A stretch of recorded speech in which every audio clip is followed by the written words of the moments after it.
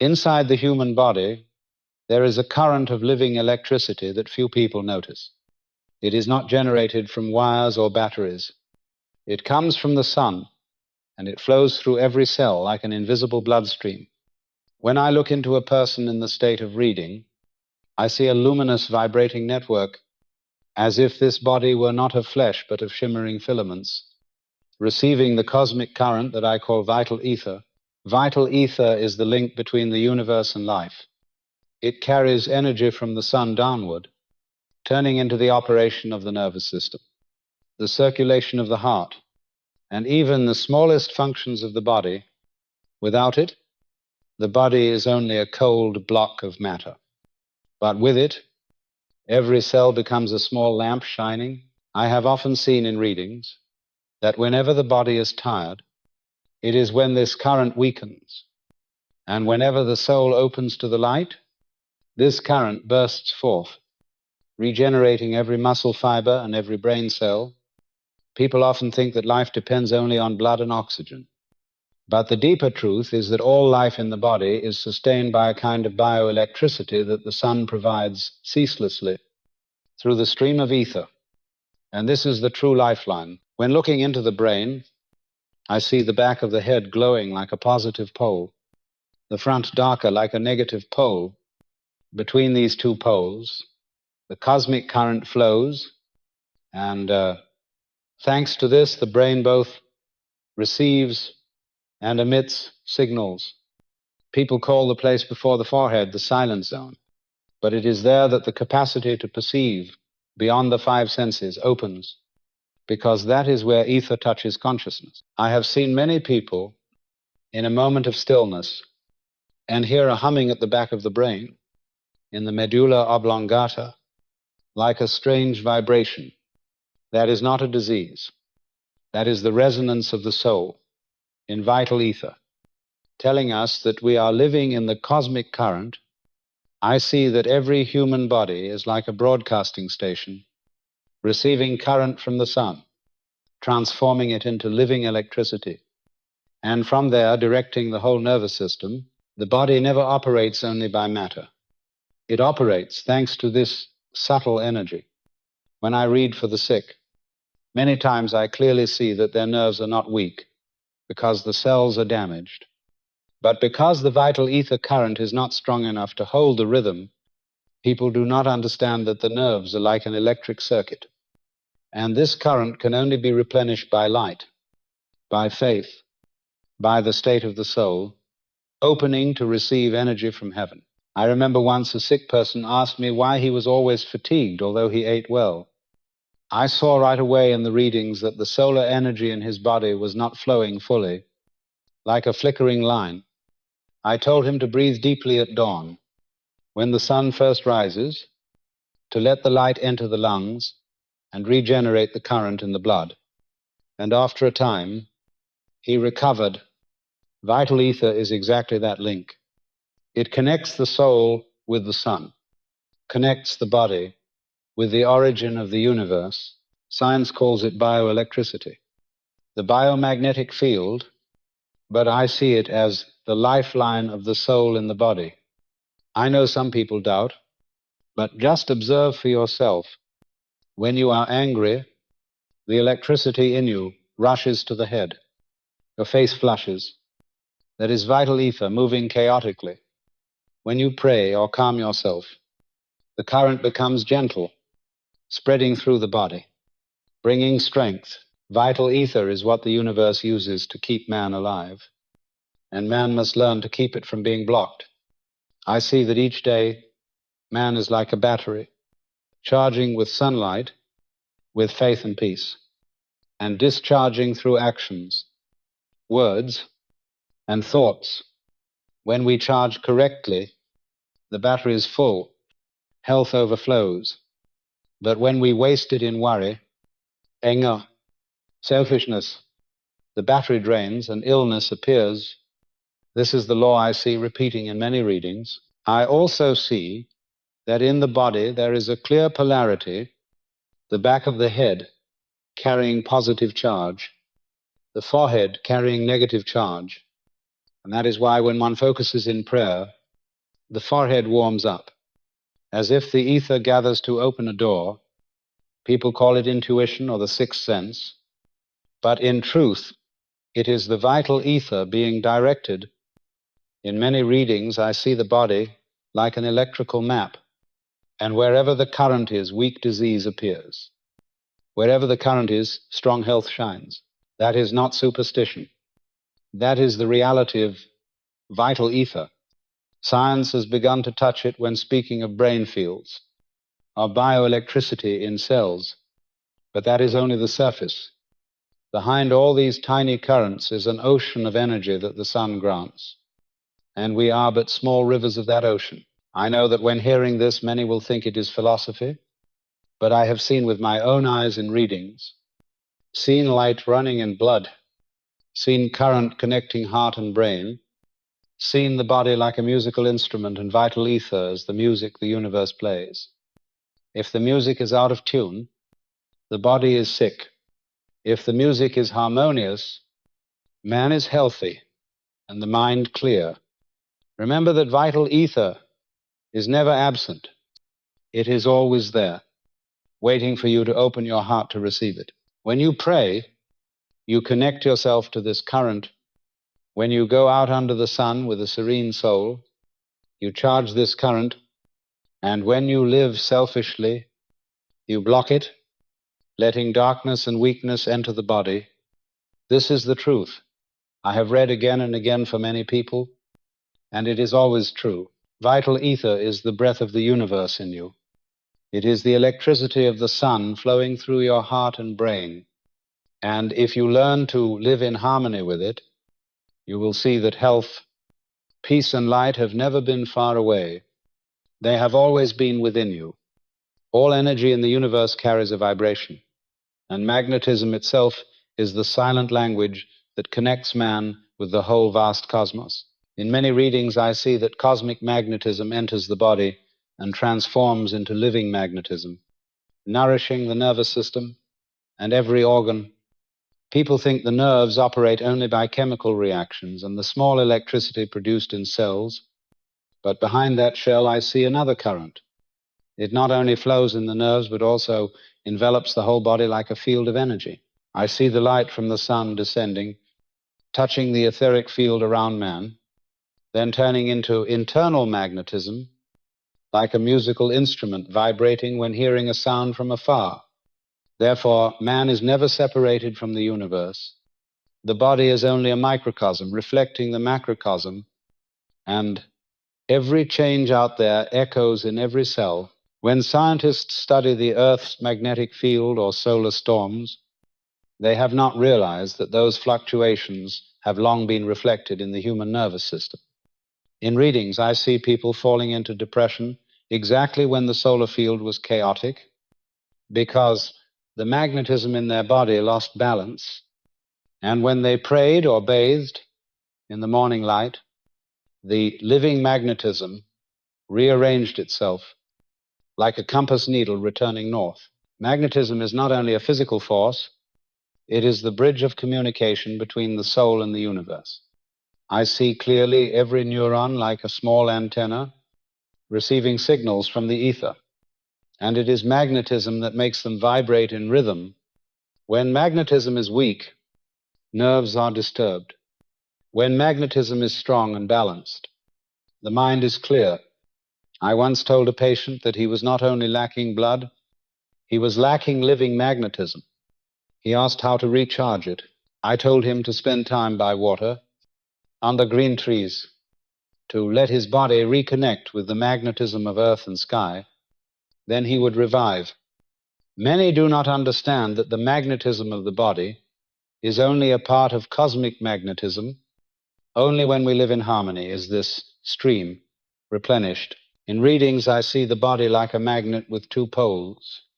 The back of the head bright as the positive pole, the forehead dimmer as the negative pole. Between the two, magnetism always flows and creates the silent zone. There, human consciousness touches the capacity beyond the five senses. Science calls it extrasensory perception. I call it the window of the soul. When magnetism is balanced, the window opens, man sees more than the physical eyes can see. I have often seen people hear humming at the back of the brain. That is the vibration of magnetism, resonating with vital ether. That is not disease. It is the signal of the soul merging with the universe. Magnetism affects the entire nervous system, both conscious and unconscious. When the flow is full, the nervous system is like an orchestra in harmony. When it loses rhythm, disorder arises. Many nervous patients I read for had no structural damage, but the magnetic stream was distorted. They needed to restore that rhythm to be well again. Science already knows that every electric circuit requires two complementary poles. That is imprinted in the brain, back of the head positive, for a negative, forming a complete circuit. Magnetism is the bridge between the two poles. If distorted, thoughts are chaotic. If smooth, the mind is clear. Magnetism also links brain and heart. I see light flowing from the brain to the heart and reflecting back, like two poles conversing. When the heart is disturbed by fear or anger, the brain is dark. When the heart is peaceful, the brain is bright. That is the magnetic circuit between head and chest. Prayer or hymn singing makes the head bright, because magnetism is restored through pure emotion. I see magnetism carrying not only energy but also information.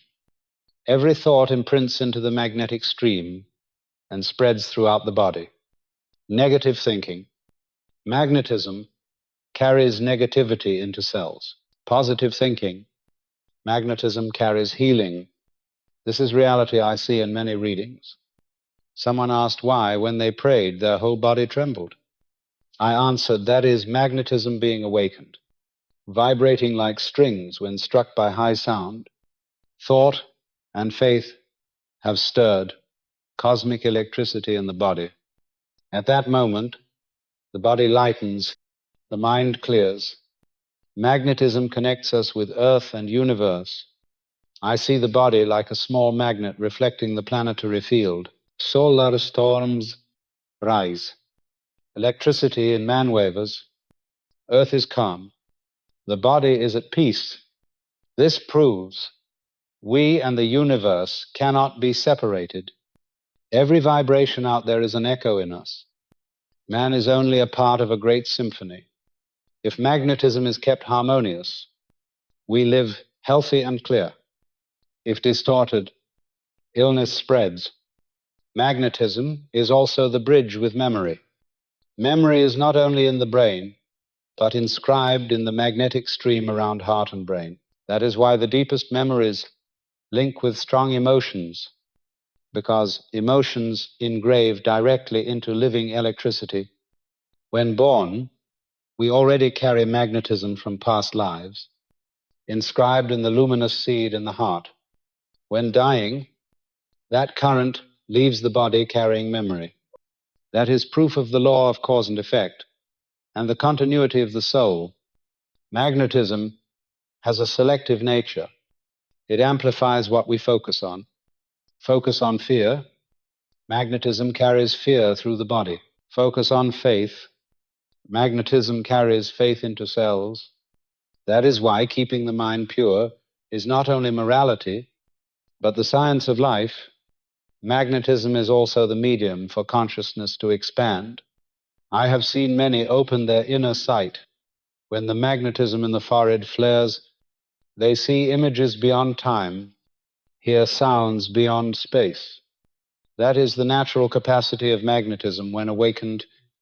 But I warn, if the heart is not pure, magnetism is distorted. Distorted images appear.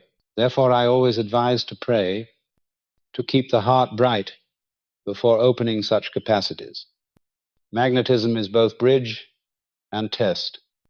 It forces us to choose, to live in harmony, to receive light, or to let darkness distort the flow. There is an invisible mirror hanging in space.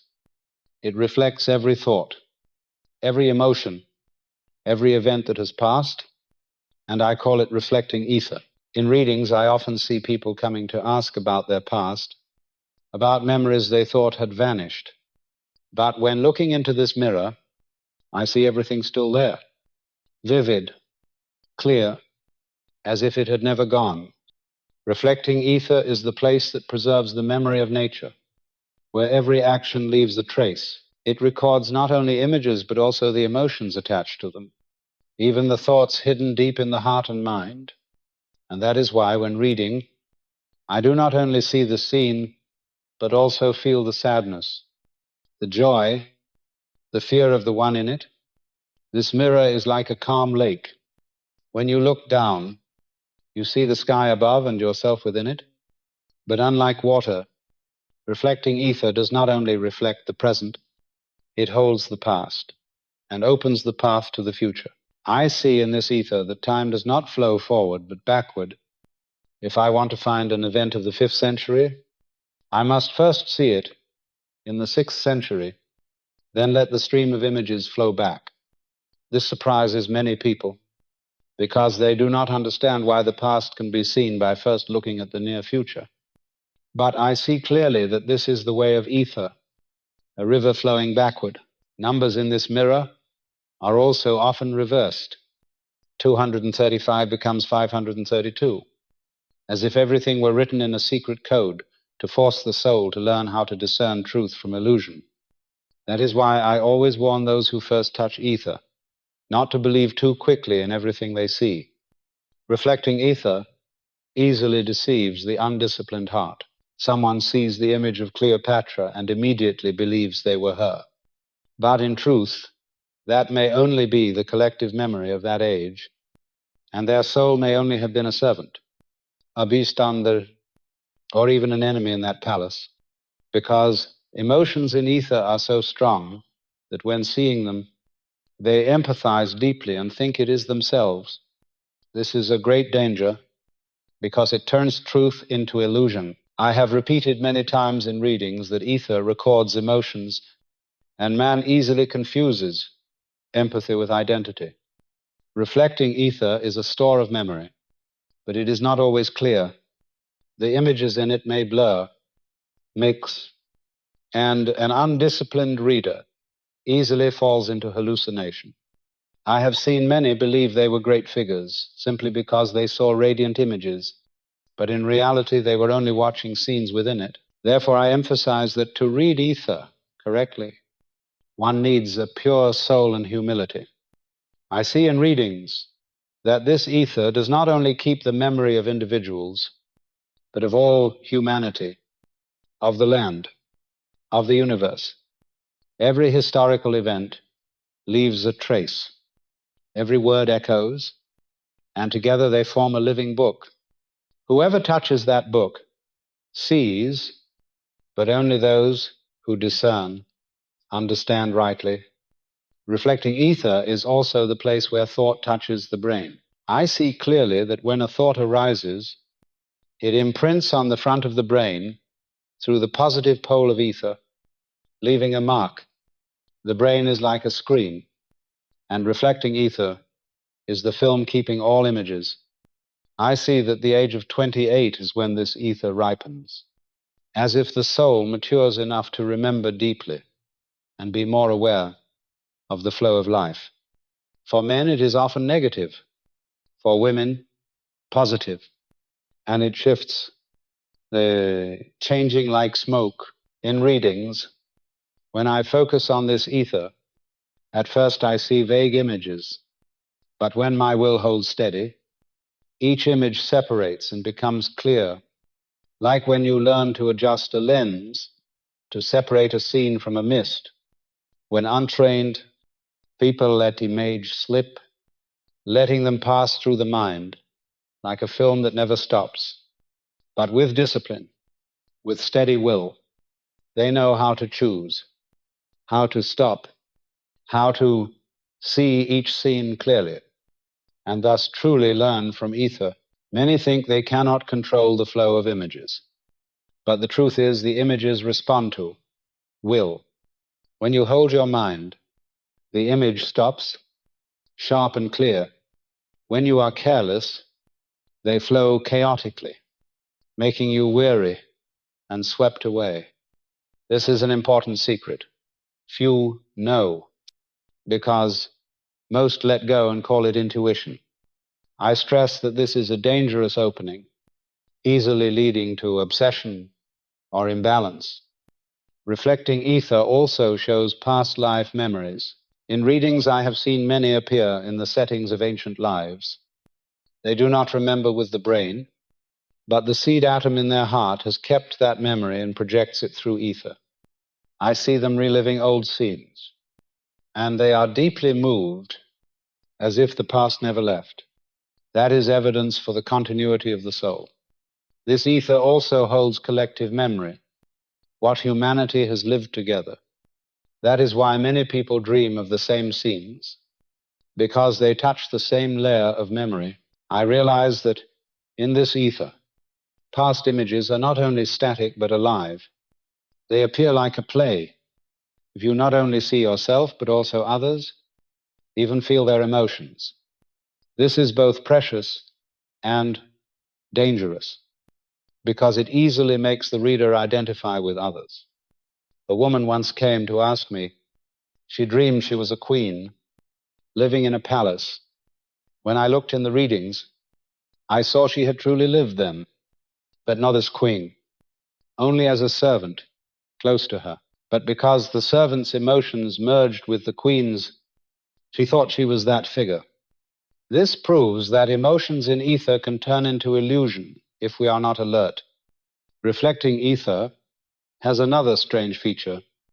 It reverses the order of time and numbers, making people easily confused. I believe this is how the universe trains the soul, forcing us to learn patience and discernment. If everything were clear at once, we would grow arrogant, but when forced to pass through a distorted mirror, we mature and become wise.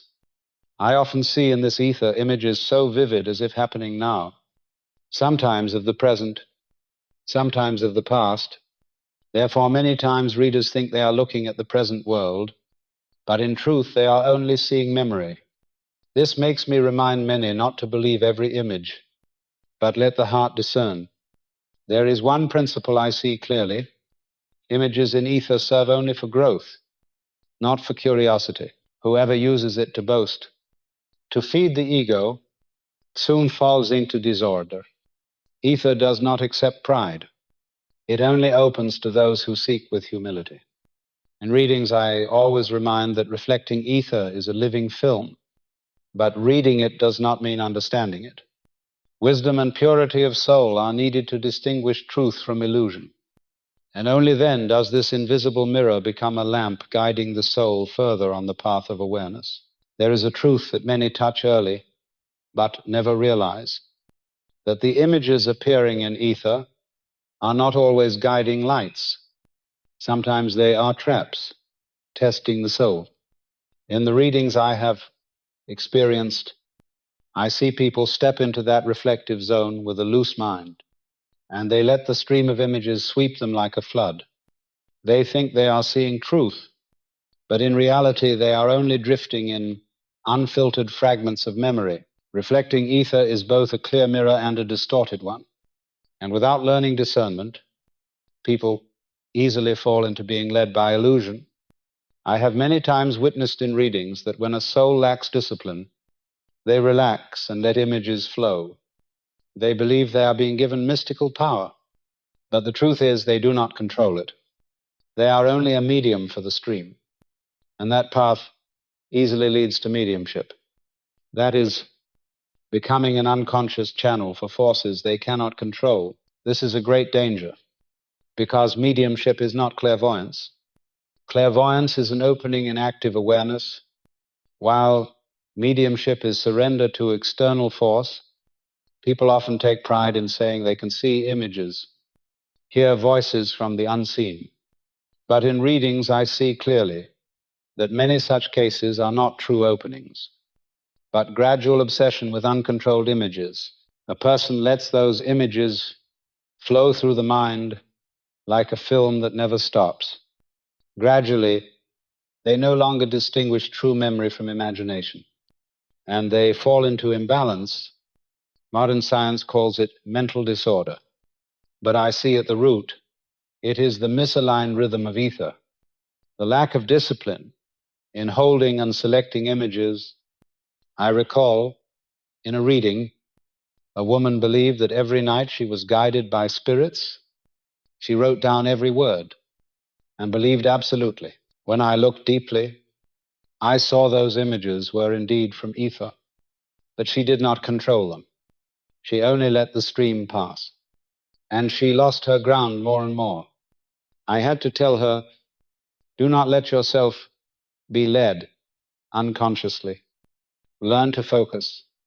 Learn to stop the image. Learn to use will to select. Otherwise, you will gradually lose yourself. This is the difference between one who truly sees and one swept into illusion. Ether is not always dangerous, but it tests us with its richness. If the mind is weak, it becomes an enchanting maze. If the mind is firm, it becomes a treasury of knowledge. I have also seen many who, out of desire, assign themselves grand images. They see palaces, queens. They instantly believe they were such figures. But in readings, I see they were only bystanders or minor witnesses of that age, because they deeply empathized. They absorbed the emotions of the figure and thought they were that person.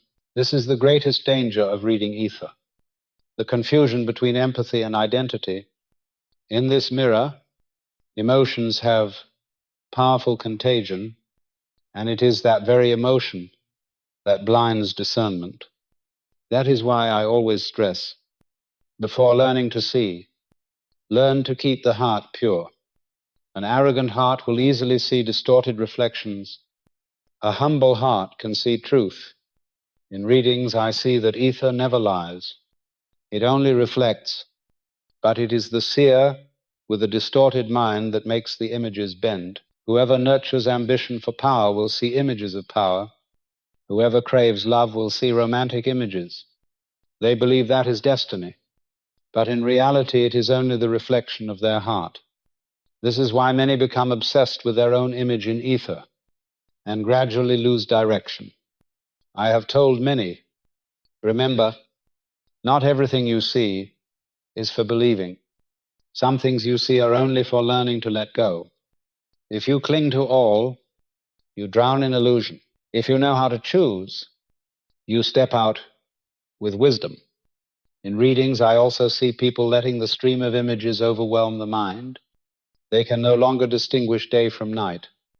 They hear voices, see scenes, and believe they are specially chosen, but I see clearly that is not a choice from light. It is only the result of a loosened mind. Man is given will not to discard, but to use it to control every stream.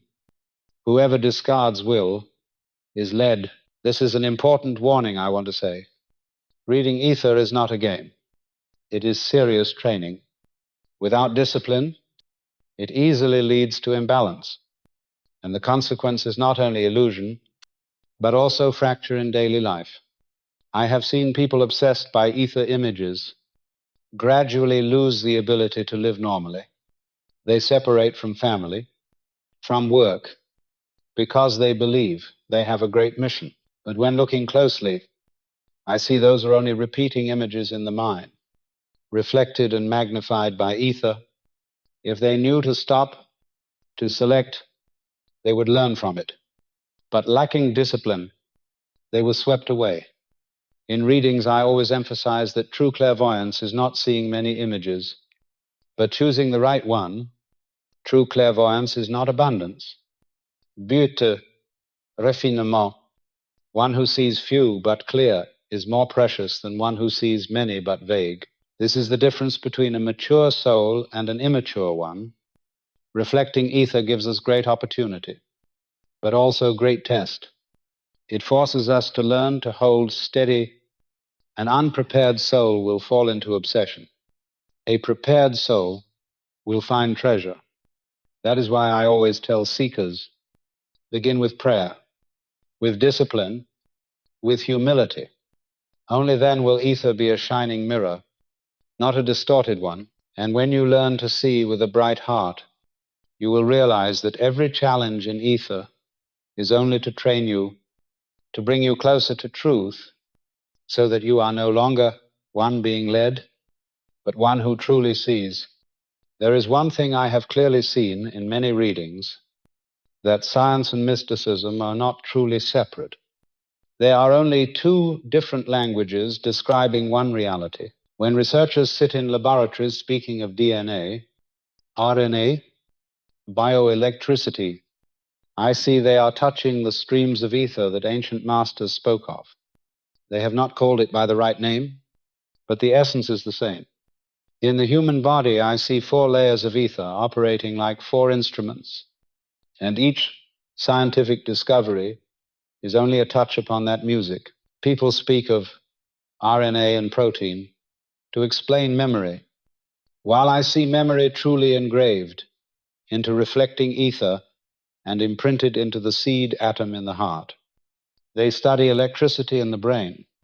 I see it is only a small branch of the solar current flowing through vital ether.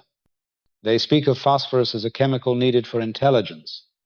I see it as the gateway for spiritual light to enter the brain. In readings, I see currents of energy radiating from the brain like waves. Not metaphor, but true, subtle radiation. When a person wants to act, that light bursts strongly, transmitted to muscles and nerves. Science calls it nerve impulse. But I see behind it the will of the soul, using ether as tool. I have seen blind people still able to see through ether, because truly man has never looked directly at the material world. The eyes are only lenses. The true film is reflecting ether. When the blind open the inner sight, they see images as clear as those with eyes, because they see into the mirror of ether without the retina. This is proof that consciousness does not depend fully on senses.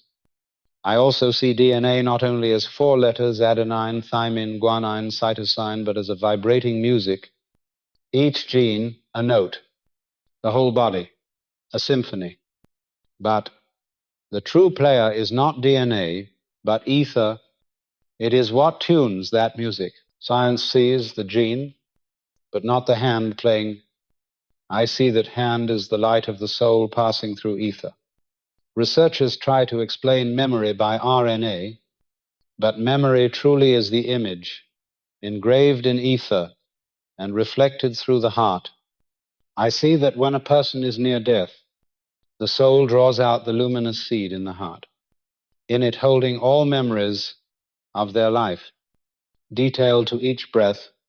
This is an eternal record. No machine can copy. They speak of protein and nucleic acid to explain learning, but I see memory does not lie still in the brain. It lives in ether, always ready to be called back. That is why some suddenly recall an entire day of childhood thought forgotten, because that image never disappeared. It only lay in ether. I see both personal and collective memory existing there, and when a soul opens, they can see lives, not theirs, but still feel them.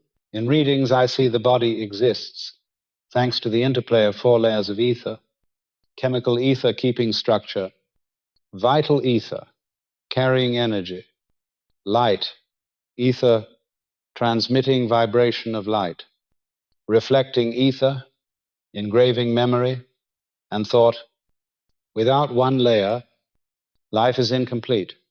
Science is discovering physical manifestations of them, but has not called them rightly. I believe one day science must acknowledge the presence of these invisible layers of energy, because they cannot explain phenomena without them. I recall once a doctor asked why his patient tested normal, but was exhausted. In readings, I saw their vital ether weak, the solar current not flowing fully. I told him to advise the patient to meet morning light and focus in prayer, for that is the way to recharge. He was surprised, because this is not in books, but in truth I have seen this repeat many times. I also see intelligence proportional to the capacity to absorb phosphorus in the brain. This is not only chemical, but a channel for higher consciousness to enter the body. The more one opens to spirit, the more the brain absorbs light. Phosphorus becomes the bridge. That is why some are born brilliant.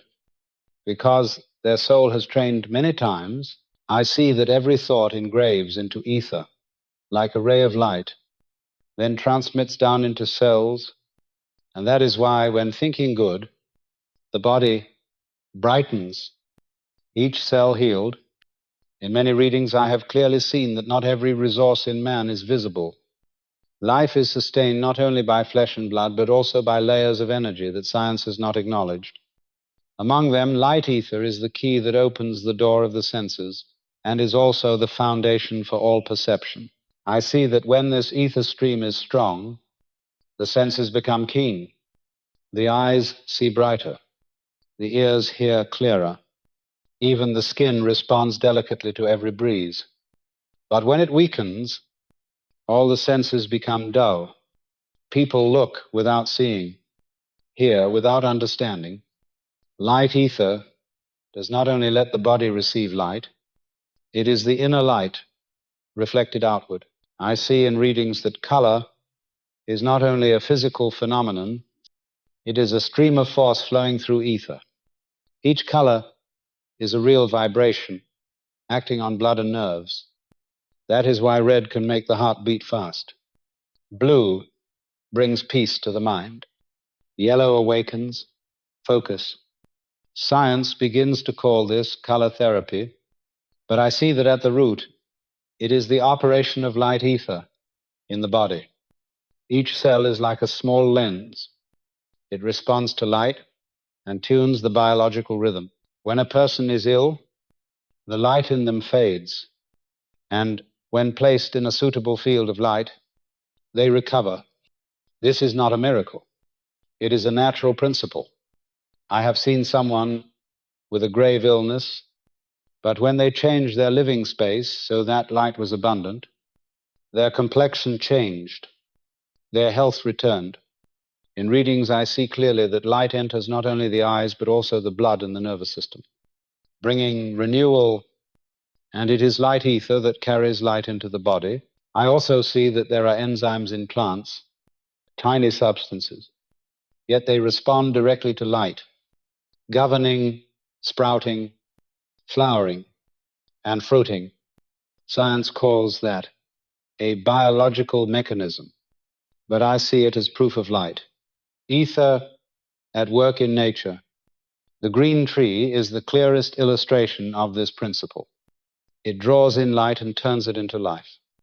And man is the same, only we are less aware of it. In readings, I see souls grow faint for lack of inner light. They live in the shadow of worry, anger, selfishness. That is not only a mental state, it veils their light ether. The body grows weak, and when they learn to open the heart, to live in faith and peace, the light returns, the body recovers. I realize that light ether is not only the bridge of the senses, it is also the bridge between the soul and the universe. It helps man not only to see matter, but to see essence. Metaphysical visions, those moments when people see beyond the five senses, are all tied to light ether. When this ether is opened, the eyes are no longer limited to the ordinary spectrum. The ears no longer hear, only material sound. People can see colors never seen, hear sounds more delicate than strings. This is not a legend. I have often seen in readings that those who train the mind rightly begin to perceive colors around the body. They see the aura, and that is light ether flaring, giving them the ability to read the energy of others. But I also see clearly that this power comes with responsibility, because one may see the truth inside another. Yet if the heart is not pure, one is drawn into judgment and pride, and then the ether stream bends, turning ability into burden. Light ether is also the path by which thought is engraved into the brain. I see that each thought, as it arises, goes with a vibration of light in the region of the brain, and it is this ether that carries thought from the spiritual level down into concrete images. When you imagine, you are using light ether to paint a picture in the mind. When you remember, you are also projecting the picture engraved into ether.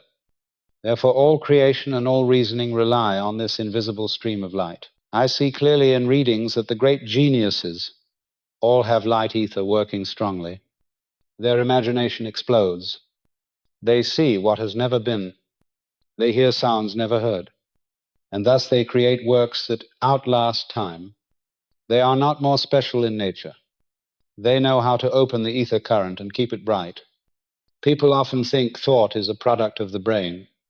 But in truth, the brain is only the mirror reflecting light from ether. If the mirror is clear, the light is clear. The thought is sharp. If the mirror is dull, the light bends. Thought becomes tangled. In readings, I have seen that many diseases of nerves and mind are not due to structural damage, but due to insufficient light in ether. Such a person lives in haze. They do not see a way forward. But when they learn to absorb light, when they pray, when they live in truth, the ether brightens and the mind recovers. I also see that green holds the central role. It is the neutral color, the balance between positive and negative, between hot and cold. That is why plants are green, because life is maintained in balance. When a person lets the mind lean into extremes, they lose balance and illness arises. But when they return to peace, the inner green appears. Their light ether steadies. I realize that the future of medicine will not be able to ignore light. A day will come when color is used to treat both mental and physical disease, for I have seen with my own eyes in readings that light can soothe the nerves, heal the organs, and even change deep states of mind. This is the path that light ether opens for mankind. But I also repeat, light is not only outside, it is inside. A person may stand under the sun and still be dark if the soul is closed, and a person may be in shadow and still be radiant if they open to faith. For true light does not only come from the sun, it comes from the soul. And light ether is only the door for that light to enter the body. I have seen in readings that when a soul lives with truth, the whole body shines. That light spreads to every cell, and that is the power of light ether, the power that every person carries within. But only those who know to open it truly live fully. Every thought leaves a trace, and the place that keeps those traces is reflecting ether, an invisible layer of mirror that in my readings always shines like a lake reflecting both earth and sky. There, every action, every emotion, every memory of man and of all humanity is recorded, not omitting a single detail, however small. I have seen in readings that when a person recalls their life, they remember only a dim part, but when I look into ether, the entire scene appears clear and vivid, as if unfolding before the eyes. I see not only images, but also scents and sounds. Even the emotion of that moment is preserved intact. This proves that the brain is not the only store of memory. It is only the mirror that reflects part of the great flow in ether. I see that when people die, their soul withdraws from the body, carrying the seed atom in the heart. And in that tiny seed is the full film of the life, every second and every minute, engraved by the vibration of reflecting ether. I see that not only man, but the planet also has a seed atom, a collective memory engraved into ether, recording the history of earth and sky. When I read these records, I see lost civilizations, cities now only ashes, yet still clear in ether as if from yesterday. Reflecting ether does not only keep the past, it also lets us see the shadows of the future. because every action sows a consequence, and that consequence forms an image that appears early in ether. I have seen that someone was about to meet an accident. The image appeared like a shadow walking ahead of the event, and when they changed their choice, the shadow vanished. This proves that ether reflects not only what has happened, but what is preparing to happen. Yet not all is fixed, for the will of man can still change direction. In readings, I also see many confused because they cannot tell what is their memory and what is collective memory. Ether is like an open library. Anyone can step in, and if they do not keep the heart bright, they easily take another story as their own. I have met many who believe they were great figures in history, only because they saw that image in ether, but in truth they only touched the common memory. This is the greatest danger of reflecting ether. It can lead people astray if they lack humility and wisdom. I stress that not everything you see in ether is a private truth for you. Sometimes it is only a collective lesson you happen to meet. But if you keep a quiet mind and know how to choose, reflecting ether becomes a priceless source of knowledge, opening the door for you to understand yourself and the universe. I see clearly that when a person trains focus and prayer, they begin to gain the ability to stop before the flowing images, to select one frame and look deeply. Then they are no longer swept by the flow, but become the one who directs. This is the shift from passive mediumship to active clairvoyance, and it is the needed step if one truly wants to learn from ether. I have seen in many readings that mature souls always know to use will to direct images. They know how to separate emotion from memory. They do not rush to identify themselves with any figure, and thus they understand cause and effect more deeply. Reflecting ether is also the bridge between thought and body. I see that every thought imprints on the positive pole of ether at the brain, then reflects down into the body. One who keeps pure thoughts has a body that is bright and strong. One who is sunk in resentment grows weak because those dark images are reflected again and again. This is not philosophy. It is what I have seen many times. I also see that when people sleep, the soul steps out to work in the unseen. Yet reflecting ether keeps recording. That is why on waking many feel vague images they cannot understand, for they have looked at their own records in the night. But the brain has not yet interpreted them. Those images are not meaningless. They are a door into the depth of the soul, if one knows how to look. In readings, I also see that reflecting ether keeps not only what has passed, but also the interaction with higher realms. There are unseen masters who send images into ether to teach, and the perceptive student will see. This is how knowledge is transmitted across generations, not only by books, but by the light of memory. I have often seen that those who pray with sincerity receive images of guidance in ether, and they think it is a dream, but it is a message. I also see that ether has a reversing nature. Time flows backward. Numbers are reversed. Images are rotated, all to test human discernment. If they believe in haste, they lose their way. If they are patient, they grow. This is the law I see working consistently. And I know that patience and humility are the keys that open the treasure of reflecting ether. When you know how to look into this mirror with purity, you will see the whole journey of the soul. You will understand why you are living this life. You will realize that nothing is lost. All is recorded in the light of the universe. There is no event in a human life that is not recorded, and the place of that recording is the reflective layer of ether. In readings, I see clearly that every act, however small, leaves a mark. Every thought, however fleeting, becomes an image, and altogether form a vast store of memory surrounding the soul. This is not only personal memory, but also collective memory, the memory of humankind, of earth and sky. When I focus, the scenes of past life open before me like a film left intact.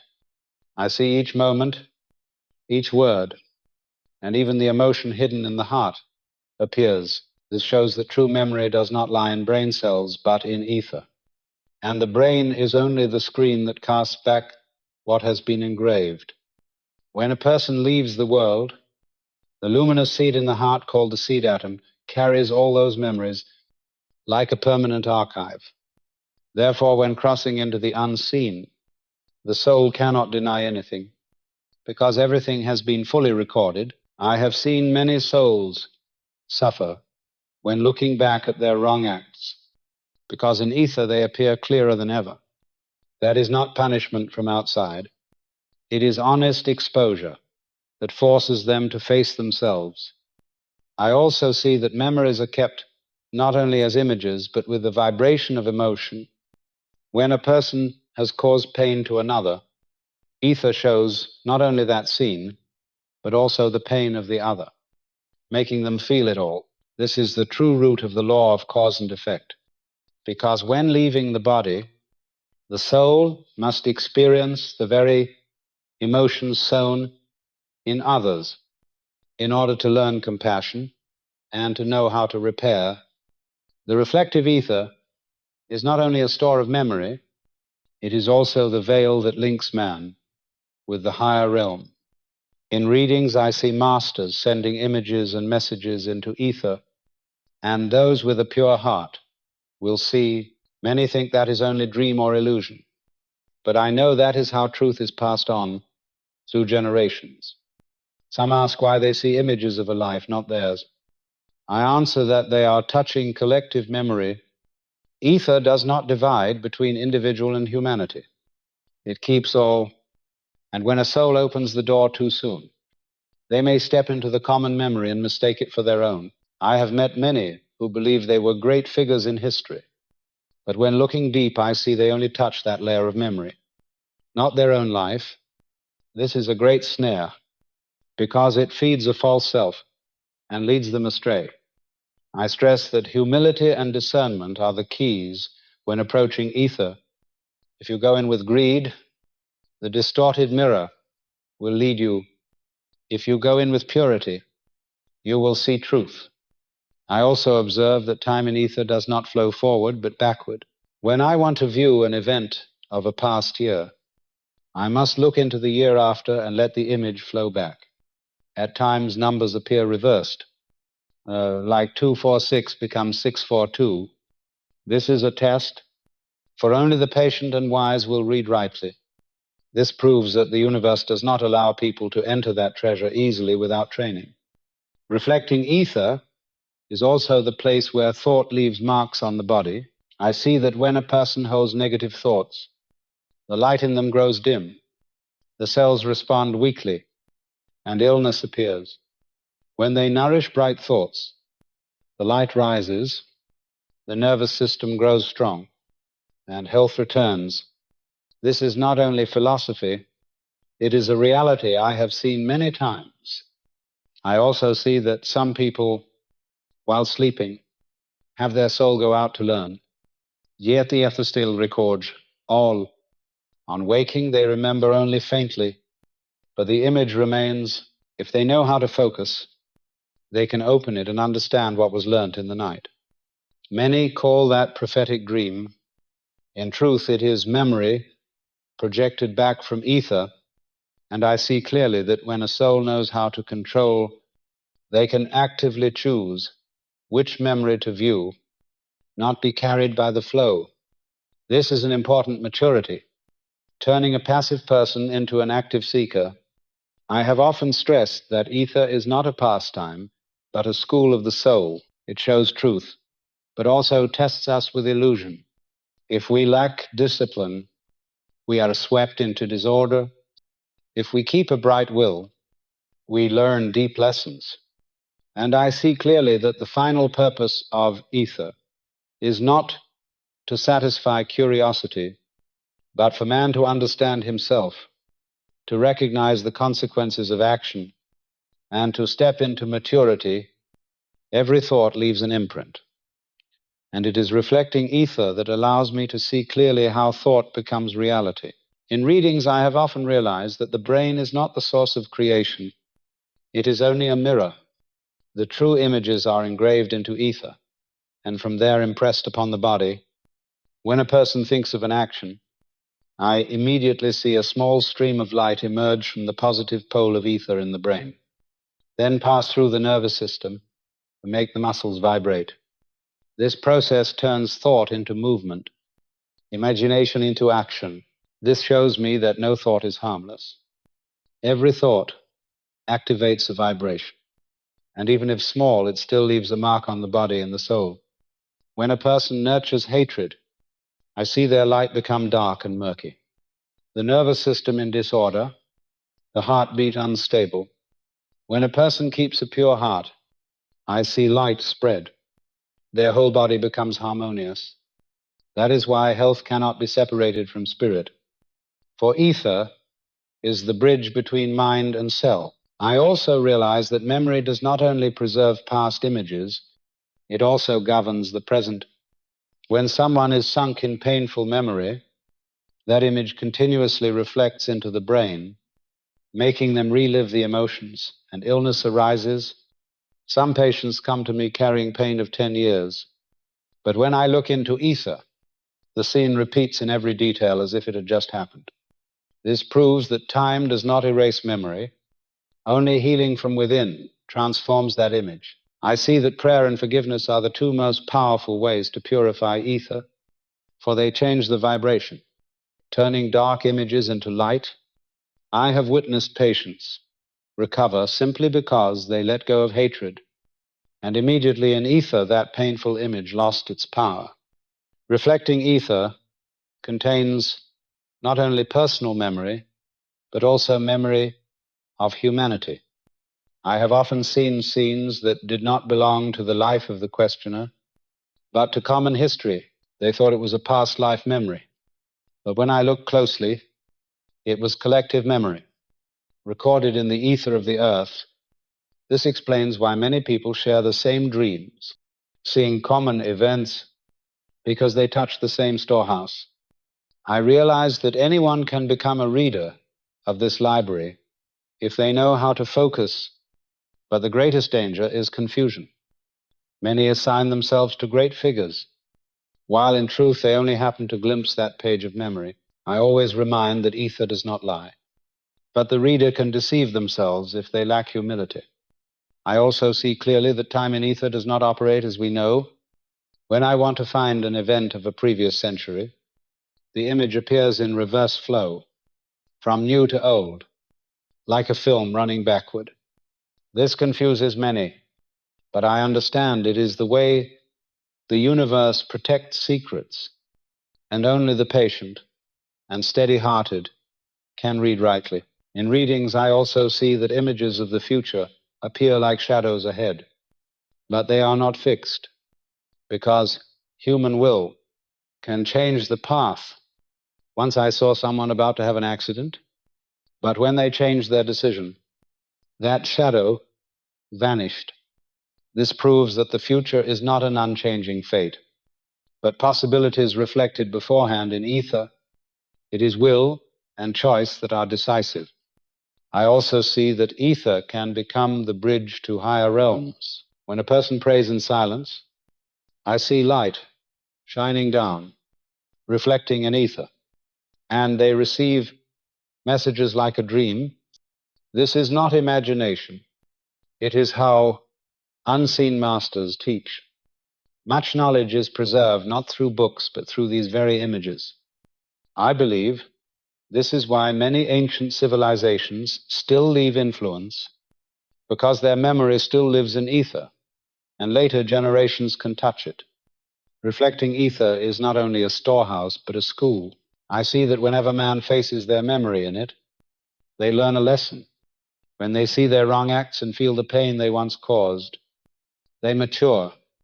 When they see the joy and light they once gave to others, they understand the power of goodness. This is how the law of cause and effect works, needing no judge, only the honest mirror of ether. and thus the soul takes step by step toward maturity. In readings, I always see that the true purpose of ether is not for people to pry into past or future, but for them to understand that every act has consequence and to learn to live more responsibly in the present. Memory is not a treasure locked in the brain, but a stream flowing in ether, and it is reflecting ether that serves as the eternal mirror, imprinting every experience of the soul. When a person lives, they think memory is only fragments recalled by the brain. But the truth is that every detail, however small, has been engraved upon ether and exists independent of their desire. I see clearly that when blood flows through the heart, every image the eyes see, every sound the ears hear, every fleeting emotion in the heart is recorded in the seed atom at the apex of the ventricle, and from there spreads into the ether surrounding the body. That is why when death comes, and the soul leaving the body can see the entire film of life, not missing a single moment. This is universal law. No one escapes. That honest mirror. In readings, I see 3 levels of memory. The first is conscious memory, stored by the brain as a temporary notebook, easy to fade, easy to distort. The second is subconscious memory, where ether records details down to unnoticed gestures. And when conditions are right, those memories return in dreams or shocks of spirit. The third is superconscious memory, where the soul touches the greater field of light, seeing not only its own life, but the flow of humanity. Observing, I realize that people often confuse these levels and so are easily misled. They think their memory is dim, but in truth, all is intact in ether. When the soul opens, they can recall what seemed lost for decades. Some tell me they dreamed their entire childhood in full detail, the room they lived in, objects long forgotten. I know they are not dreaming, but reading the store of ether, I also see that ether does not only record image and sound, but also bodily sensation. When a person has endured pain, that memory is engraved, and later when recalled, the pain sensation returns. This is why traumatic memory can make people ill in body and mind, because ether holds the full force of sensation, and the brain only needs to project it for the body to react. Yet this also allows healing, for when people change vibration through forgiveness, prayer, or love, the image in ether transforms, and when they recall it, the feeling is no longer pain, but peace. In many readings, I see clearly that ether is the bridge between thought and body. Every thought becomes a ray running through the brain and imprinting on ether, from there influencing the bioelectric flow in the nervous system. When people live in faith and clarity, their ether shines bright. Every cell vibrates in harmony. When they live in fear and doubt, ether becomes dark. Cells lose rhythm. Illness forms. I have witnessed many who, by changing their thinking, cured diseases medicine could not. This is not miracle, but simply the reordering of ether, and the body responds. I also see in readings that no life is ever lost, because the seed atom carries that full memory into the next life. That is why some children recall details of another life. No one taught them. This is proof of soul continuity, and that ether is the store across incarnations. More importantly, I see that the purpose of memory is not only to recall, but to learn. When the soul views its life film in ether, it learns that every word, every act creates consequences, and those never vanish. This is the school of the soul. I also see that ether reflects not only the past, but the shadow of the future. When an act is forming, the image of its result already appears in ether, like a shadow ahead. Someone asks why they foresaw an accident. I answer, it is the reflection of the karmic stream. But the point is, the future can change. If they change, will. This proves that man is not bound by rigid destiny, but always has the chance to reshape the path with right choice. I stress that to understand ether is to understand oneself. No one escapes memory, but no one is imprisoned in it, for they can transform memory with light. When they let go, forgive, and live in love, the dark images lose power, and the bright images become energy that nourishes the soul. Reflecting ether is therefore both mirror and teacher. It exposes truth and gives the soul the chance to mature. In readings, I always see this as the door mankind must learn to pass through, not to satisfy curiosity, but to learn responsibility, to understand that every thought and act becomes a lesson engraved in the imperishable light of the universe. There is no wall truly separating the visible and invisible worlds, only thin veils of ether that mortal eyes are not yet trained to see through. Among them, light ether and reflecting ether are the two main doors, like two faces of a mirror, one reflecting light and sound, the other reflecting memory and thought. When I focus on the field around the human body, I see blue waves vibrating like the sea, moving slowly but without rest. Behind those waves are images clear like crystal, still yet full of life. That is the reflective layer, where all that has ever existed is kept, from a fleeting smile to a lost civilization. I realize that man does not only live in the present, but among countless reflections of the past and shadows of the future, all surrounding him like a great ocean. In readings, I have seen people who opened vision. They thought they were dreaming, but truly they had stepped into that ocean. They saw clear images, faces, lives, and they were confused whether it was real or imagined. I told them it is real, but not real in the present, real in ether, where all is recorded. The issue is not seeing or not, but understanding and discerning. The unwise are swept by the stream of images and easily mistake them for fate. But those who discern know they are only looking at pages of memory and have the right to choose how to learn from them. I also see that ether can reverse time's flow, making images appear backward, numbers reversed, events appearing before, then receding. Many think it is a trick, but I know it is selection. Only the patient and steady can read rightly. Truly, it is how the universe forces man to train, will before touching the great treasure. In readings, I realize each person is like a small mirror placed within the great mirror of ether. They reflect not only the light from outside, but also their own inner state.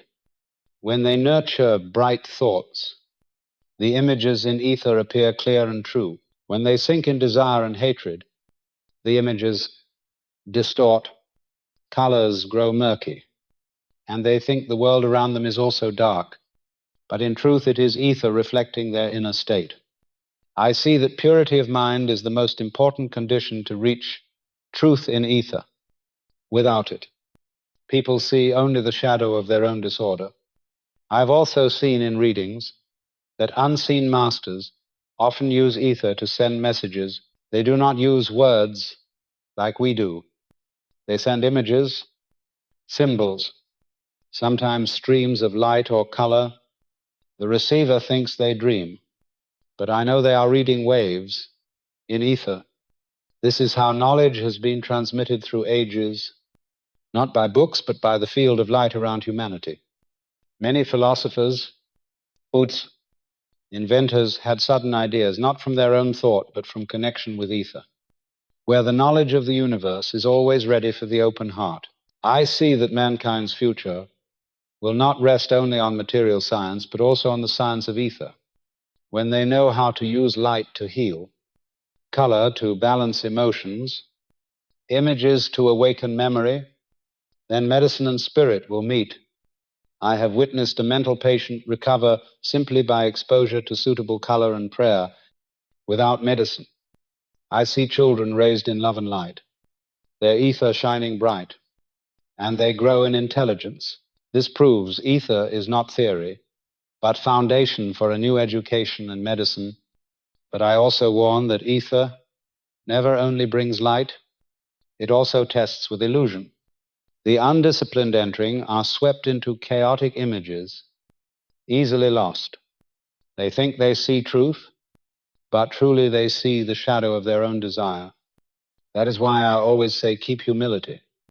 Pray before entering, for only spiritual light helps distinguish real from false. I know that mankind will learn to master ether, and then the world will change, because when they see that every act, every thought is recorded, they will no longer live carelessly. They will understand they are writing the imperishable book of the soul, and that book will open before them after death. This is a law no one escapes. I also see that no act is useless, no prayer is lost. All is engraved in ether, and at the right time it returns, like a seed sprouting. Whatever man sows, he reaps, not by decree of a distant God, but by the honest mirror of ether. In readings, I see this as a simple truth, but much ignored. People live as if unseen, but in truth, all is clearly recorded. I want to stress that ether is not only a mirror of memory, it is the bridge between soul and universe. When man learns to live rightly, ether becomes a garment of light, protecting him.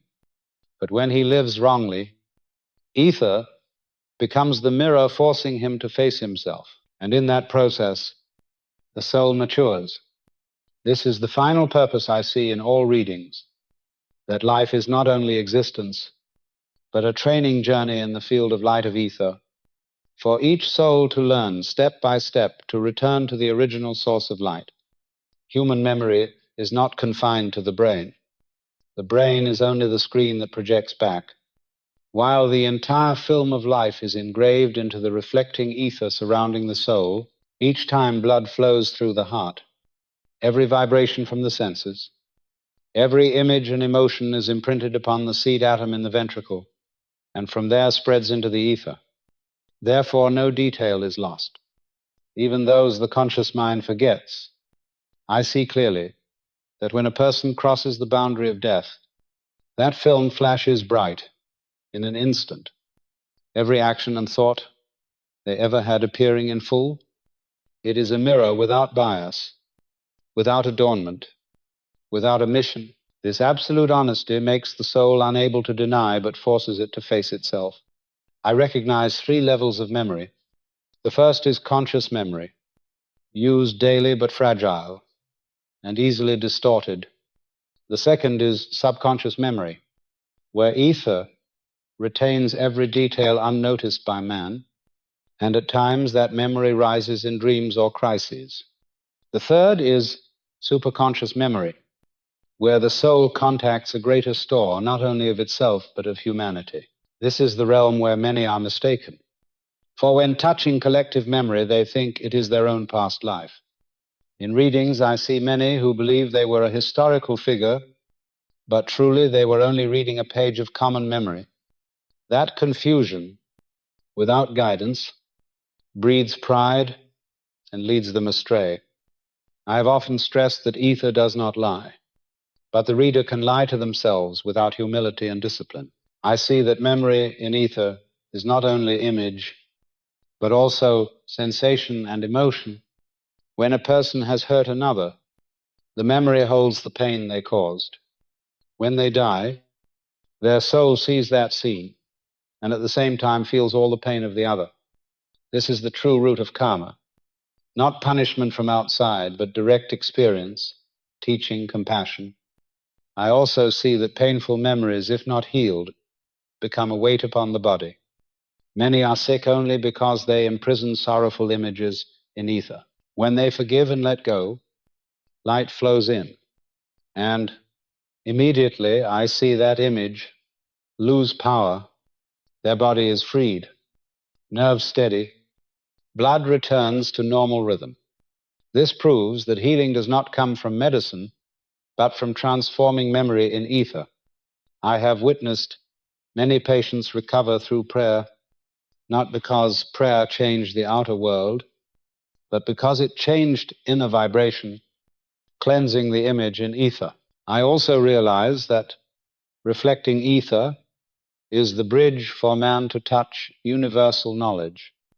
Many inventions come not from reasoning but from a sudden flash. In truth, when their mind touched an image already in ether, unseen masters still send symbols and messages by engraving them into the ether, and the pure-hearted receive them. I see clearly that lucid dreams, the visions of prophets, are all results of connection with ether. The issue is discernment, for ether contains both truth and illusion. The undisciplined are swept into chaotic images and think it revelation. The calm-hearted can choose and learn rightly. I also see that time in ether does not flow like in the material world. To find a past event, images appear in reverse, numbers reversed, scenes receding. This is no trick, but a test. Only the patient and steady can read rightly. Thus, the treasure of universal memory is not violated by the curious. It opens only to those seeking growth. In readings, I see that the future, too, leaves shadows in ether. When an action is forming, the image of its result already appears like a shadow ahead. That is why some see accidents about to happen. But I also see the future is not fixed, for if they change, that image disappears. This proves destiny is not a chain, but reflected possibilities, always able to be redirected by choice. I affirm that to understand ether is to understand karma. Every thought and act is recorded, and all become lessons for the soul. No one judges you. The honest mirror of ether does it. Its purpose is not to frighten you, but to mature you, to make you live more responsibly. I have seen in many readings that souls, when seeing the film of life, suffer at their mistakes, but that very suffering is the door to renewal. They learn to love more. They learn not to repeat. This is how the universe teaches, not by whip, but by mirror. That is why reflecting ether is indispensable in the journey of every soul. Invisible forces operate beneath every event of life.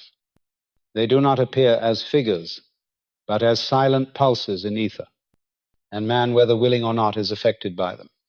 Reflecting ether is both the mirror recording images and the veil hiding how those forces connect events. When I focus, I see each act of man not standing alone, but broadcasting a ripple, this ripple touching others and forming consequence. Sometimes the result comes at once, sometimes after years or lives. But in ether, the chain is always visible. I observe that souls living in greed, lust, hatred create dark rings. These overlap into a gloomy mass around the body. By contrast, souls who pray, forgive, and act kindly create rings of light. These merge into the great current and lift them. That is why in the same event some pass easily, others collapse. Because their ether had prepared their response, I also see that when one lacks discipline, they easily become victim of images in ether. Old images reappear, like ghosts repeating, making them think they are cursed. But truly, they have not yet learned to release their own reflection.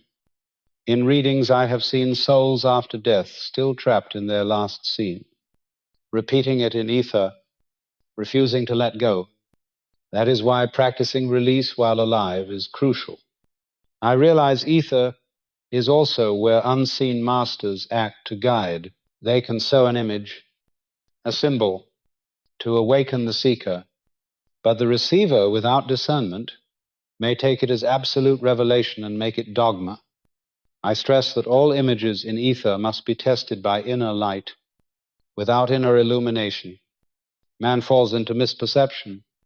I have witnessed many proclaiming great mission because they saw a few images in ether, and they fell into illusion. But I have also seen humble souls who received images and kept them like seeds, nurturing them with prayer and reflection, and from that came true wisdom. This is the right path. In readings, I also see that ether is the field where light and dark forces contend. When man opens, they are like a door, and whichever frequency aligns, enters. The untrained cannot distinguish, and darkness may slip through dazzling images. The pure heart naturally resonates with light, and they are uplifted. I see this is why training the mind, holding, will, and praying is never in vain, for they are shields against false images. I also note that ether reflects not only past truth, but future possibility. Where destiny's shadow is drawn, I have seen souls before birth look at images of the life to come. They saw family, circumstances, trials, but once incarnated, memory was veiled. Yet deep within, those images remained, shaping tendency, leading them to lessons they need. This is the justice of the universe. No one lives easily forever. No one suffers without cause. All has reason in ether. I also see that moments of awakening, near death, or deep meditation, people suddenly see their whole life in a flash. That is when the veil between brain and ether is lifted. Then they realize nothing is lost. All remains. Such experience often changes their way of living, for they know they are writing every line of the imperishable book, and that book will return to them. I know this is not theory, but law. In readings, I see that mature souls are those who learn to use ether as school, not pastime. They do not chase images for curiosity, but focus on links between act and result. This observation gives them wisdom and growth. Ether becomes a teaching mirror, not by punishment, but by reflection. I conclude, the greatest reward of understanding ether is not seeing past or future, but changing the present. For when you know every thought and act is recorded, you live with care. And when you know you can transform ether images by repentance, forgiveness, love, you no longer fear destiny. You know you can participate in creation. This is the lesson I see in all readings. That man is not only the one reflected, but one who can learn to steer reflection, to transform himself. I know with certainty that nothing truly disappears, not even what man calls forgotten. Every whisper, every glance, every hidden thought that one believes has dissolved into silence still leaves a trace in ether, and those traces gather, weaving the unseen fabric that shapes their destiny. I see many souls wonder why they feel sudden heaviness or unexplainable sadness, yet they do not realize they are walking beneath the burden of echoes left unresolved in their own ether. These echoes are not punishment. They are memory alive, calling for recognition. I have observed that when one denies, ether does not erase. It repeats until the soul finally faces and learns. This is why the past often returns, not as cruel fate, but as teacher dressed in different forms. I see clearly that even a single harsh word spoken in anger can linger for years in ether, reshaping relationships, altering paths, until forgiveness heals the vibration. But I also witness the opposite. A single act of compassion leaves a luminous imprint that expands, rippling through ether, blessing not only the giver, but generations after. I understand that man often thinks time moves only forward. Yet in truth, ether is timeless. Every act, whether long past or recent, is equally present in its mirror. That is why forgotten echoes can suddenly rise, surfacing in dreams, in chance encounters, or in illness that seems to come from nowhere. Many do not see the link, but I see in ether how the body bends under the weight of echoes the mind has buried. I also see that when one prays with sincerity, when they confess with honesty, light descends and transforms the vibration of those echoes. They do not vanish, but they change tone, becoming wisdom instead of burden. This is why true repentance is liberation. Not because an outside power erases, but because the soul itself agrees to transform its own imprint. I also see these echoes are not individual alone. Families carry shared ether, where ancestral choices still resonate. Children often unconsciously repeat patterns, not because cursed, but because they inherit the echo of unlearned lessons. I have witnessed families transform when one member dares to face and release, breaking cycles by sowing new images of love. Likewise, nations carry echoes of wars, betrayals, or victories, shaping the destiny of millions. This is why history is not mere memory, it is living ether, and unless purified by collective awakening, its weight presses on the future. Yet I know with certainty no echo is eternal, for every vibration can be transfigured when met with greater light. I have seen souls who once carried the darkest stains rise to luminous heights, not because their past was erased, but because they turned the very weight into strength. In this I see the hidden justice of the universe, that nothing is wasted, not even mistakes, for each becomes the seed of growth. When faced, I also see forgotten echoes return at the threshold of death. When the soul leaves the body and ether flashes, every vibration lived. In that moment, the echoes no longer hide. They surround in full clarity, and the soul recognizes what it has woven. Those who resisted all their life cannot escape then, for the mirror is mercilessly honest. But those who have faced and transformed during life find peace, for their echoes sing not in dissonance but in harmony. I conclude that ether is never cruel. It is only true. Forgotten echoes are not enemies. They are guides, urging the soul to wake, to take responsibility, and to realize the eternal law that all you create in thought, word, and act remains until transformed. Therefore, I see the path of wisdom is simple though not easy: to live awake, to not scatter careless vibrations, to continually cleanse by forgiveness, and to sow consciously acts of love, for then even when echoes return, they return as music, not as chains, and the soul walks lighter, free to ascend into greater clarity. The human mind is like a potter, ceaselessly shaping clay, and the material for shaping the form of life is the reflecting ether.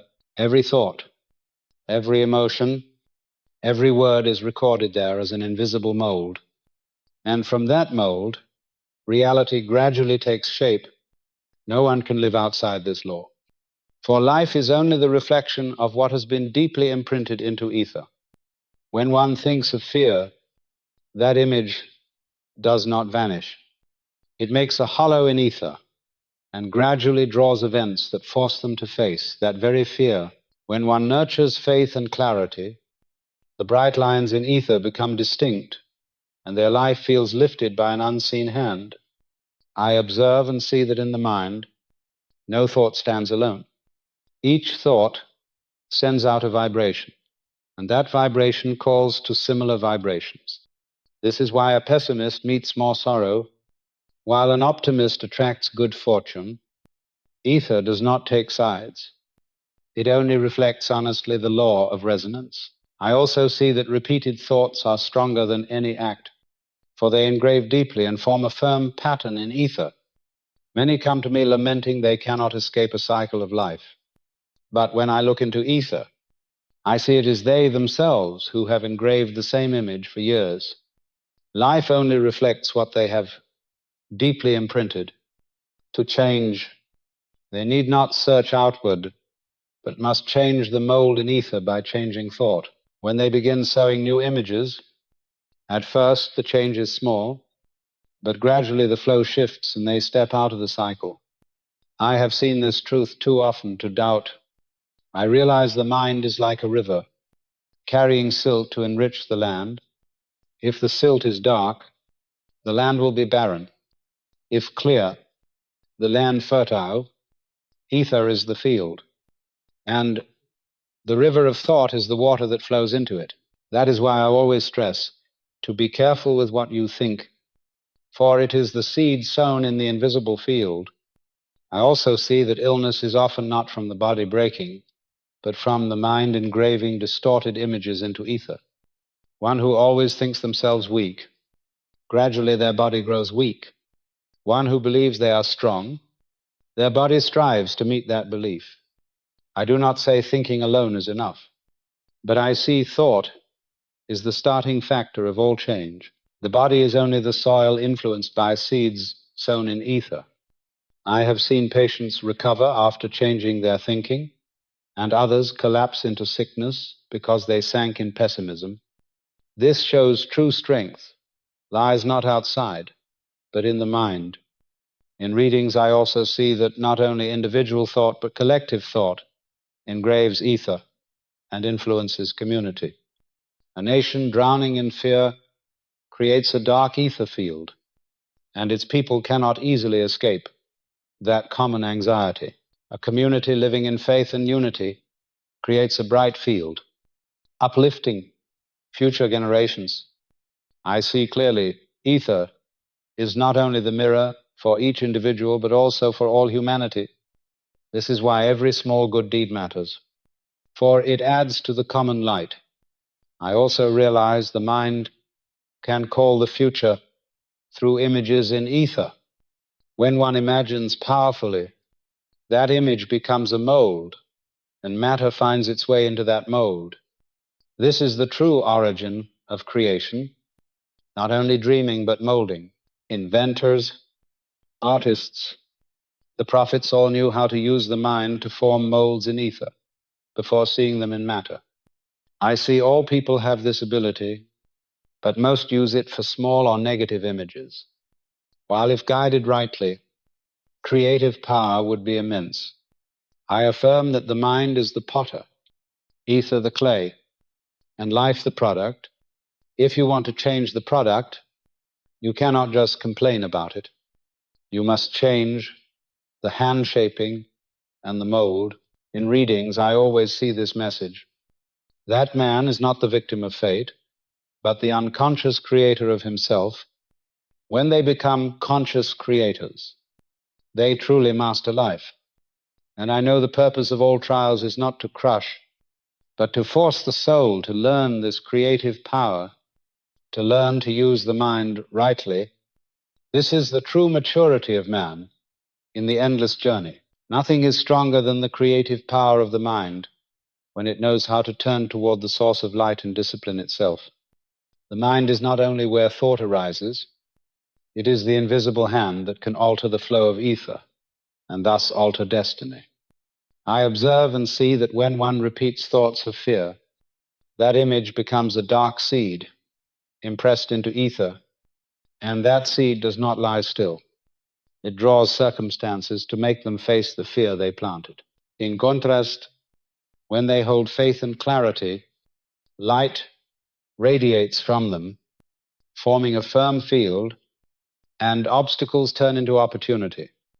I know this is not abstract philosophy, but evident law, for I have seen in readings that reality is only the mirror of images the mind has sown into ether. When the mind is chaotic, ether is full of distorted images. Life becomes disorder. When the mind is calm, ether is clear.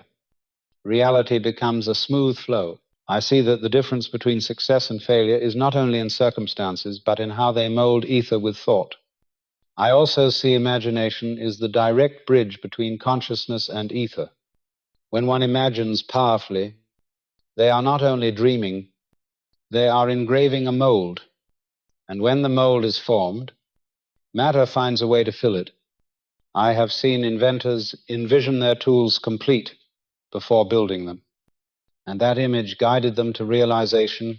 I have seen souls in prayer trace a new path in ether, and years later it became reality.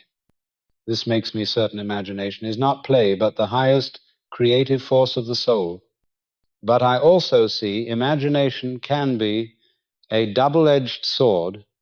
When driven by desire and fear, it engraves dark molds, and life is filled with suffering.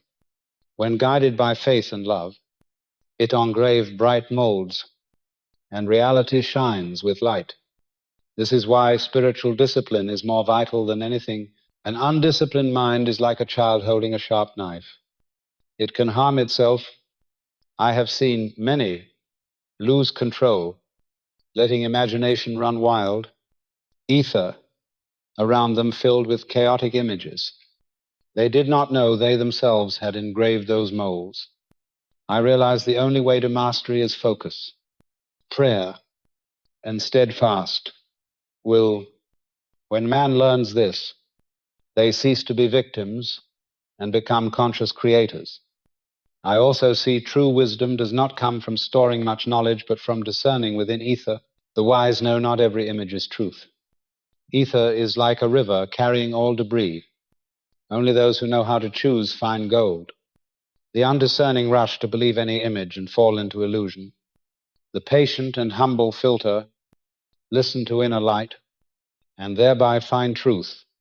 I see this is the path of the maturing soul, from delusion to clarity, from being swept into images to mastering images.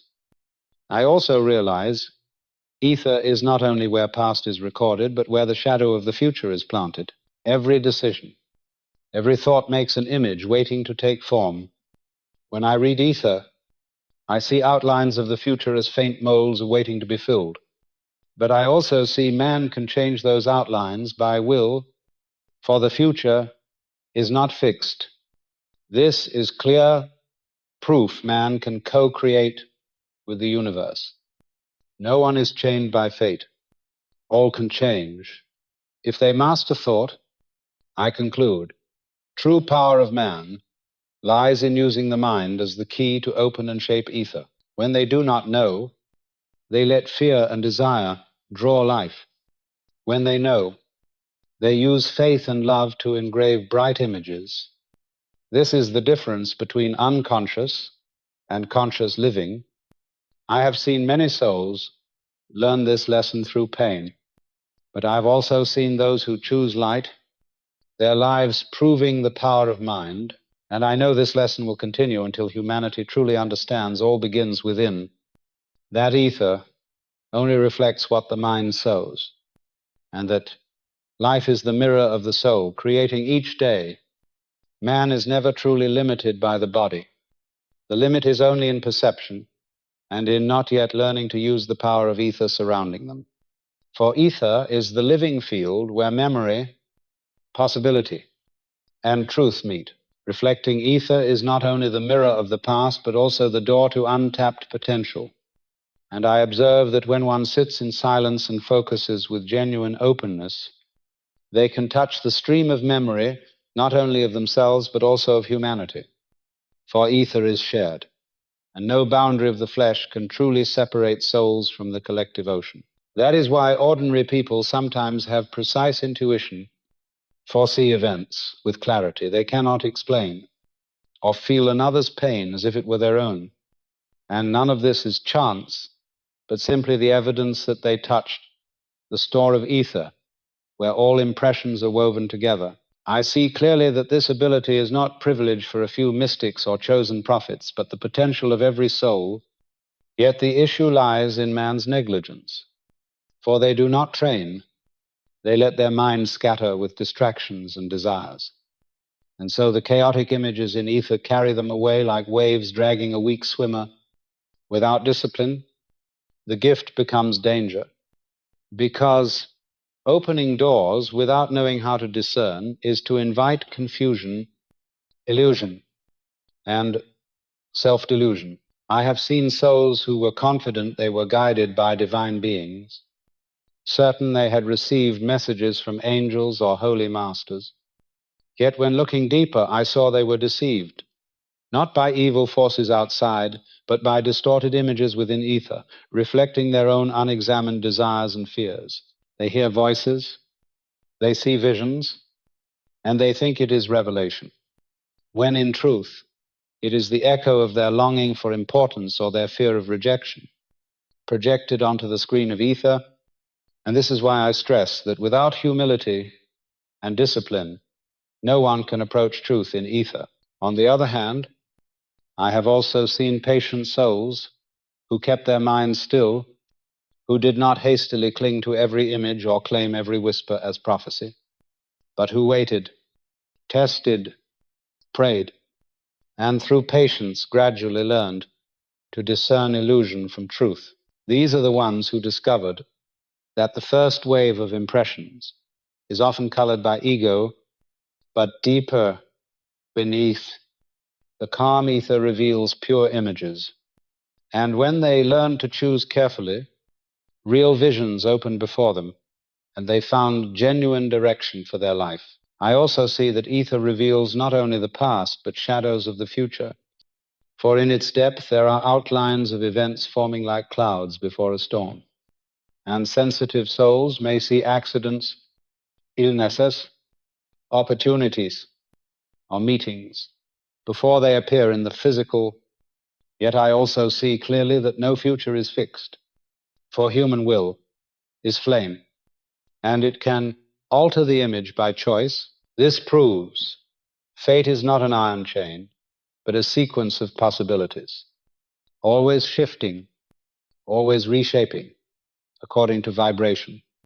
And I observe that when one changes their attitude or intention, immediately the image in ether shifts accordingly.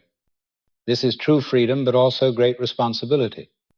For every thought and every choice engraves new images that will reflect back in time. I also see ether is the bridge between the soul and unseen masters, those luminous beings who guide humanity silently.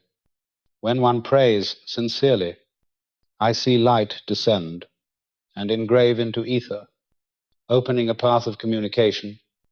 These masters do not use words as man does, but communicate in symbols, colors, impressions, and visions. And I notice that the pure-hearted recognize the message and grow, while the desire-driven twist the message into a tool for ego, claiming power or authority over others. This is why, from one dream or one vision, some souls awaken into wisdom, while others fall deeper into misbelief. I have often said that ether opens only to the worthy, and worthiness is not about status or title, but about humility, love, and sincerity.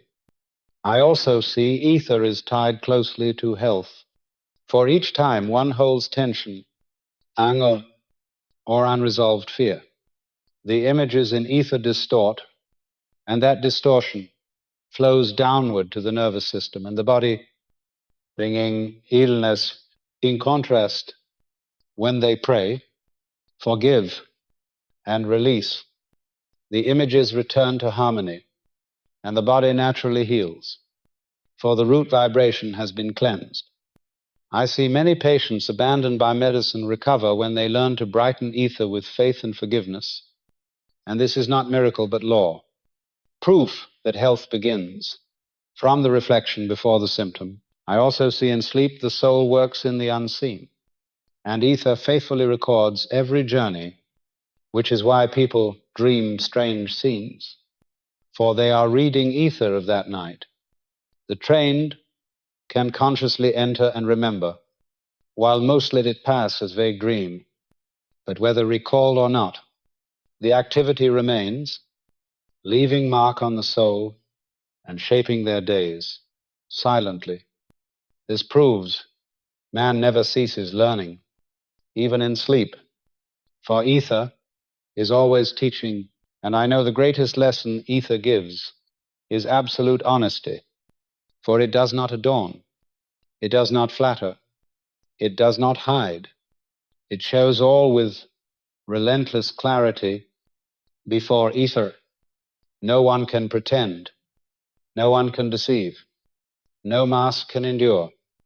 The only thing man can do is face their images, accept them, and transform mistake into growth, shadow into light.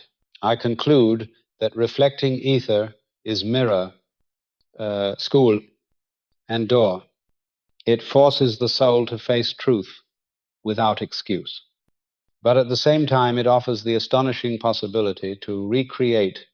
For the most important truth I have seen in all readings is that man is not imprisoned in old images, no matter how heavy, no matter how long repeated. They can always engrave new ones with new choices. And once they do, the past loses its binding force. This is the true freedom the Creator has given the soul, that nothing is final until the soul chooses it. And even the deepest delusion can be dissolved in light once awareness awakens. The nature of ether is not only a mirror that records, but also a living field where the soul truly operates. And by understanding this, man will know that life is not limited to a brief body, but expands endlessly. I observe and see that every thought, emotion, and action leaves the body as waves and is instantly received by ether. Those waves do not vanish. They drift in the etheric field and continue resonating, sometimes colliding, sometimes merging to form a stronger stream. This is why prayers can cross distance, because ether knows no barrier of space or time. One prays in one place, and another elsewhere feels lifted, for ether has joined the two souls. I also see that each person carries in their personal ether a chain of memories not only of this life, but of many lives before. The seed atom in the heart is like an eternal seed, carrying the entire record from life to life. When a soul reincarnates, the old film is covered but never lost. I see clearly that some children from early age show memories, preferences, even fears never taught, because their ether carried it all from before. This is proof life has no beginning or end, as man believes. It is only a continuous transition through forms. In readings, I also see ether is where karma operates precisely and fairly.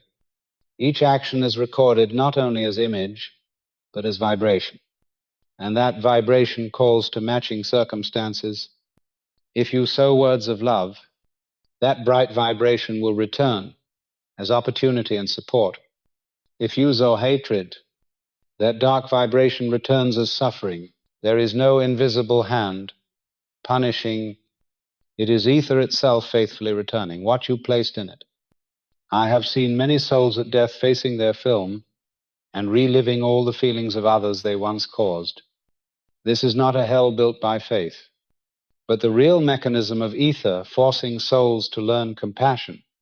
I realize mature souls are those who learn to use ether to transform. They know old images need not bind them. They can release, forgive, and create new images. When they do, ether changes and life changes. This is true freedom, not chained by past, but able to create present and future. But I also see people often bound by images they refuse to release. They repeat painful scenes, and ether reflects it in different forms. That is why they feel fate cruel. But they are only staring into their own mirror. I have seen people freed from long suffering by one act of forgiveness. The moment they open their heart, light floods ether, and the old image loses power. This is man's greatest power, to transform ether by love. I also see ether is the foundation for unseen masters to teach mankind. They need no books or words. They send images into ether, and the pure of heart see them.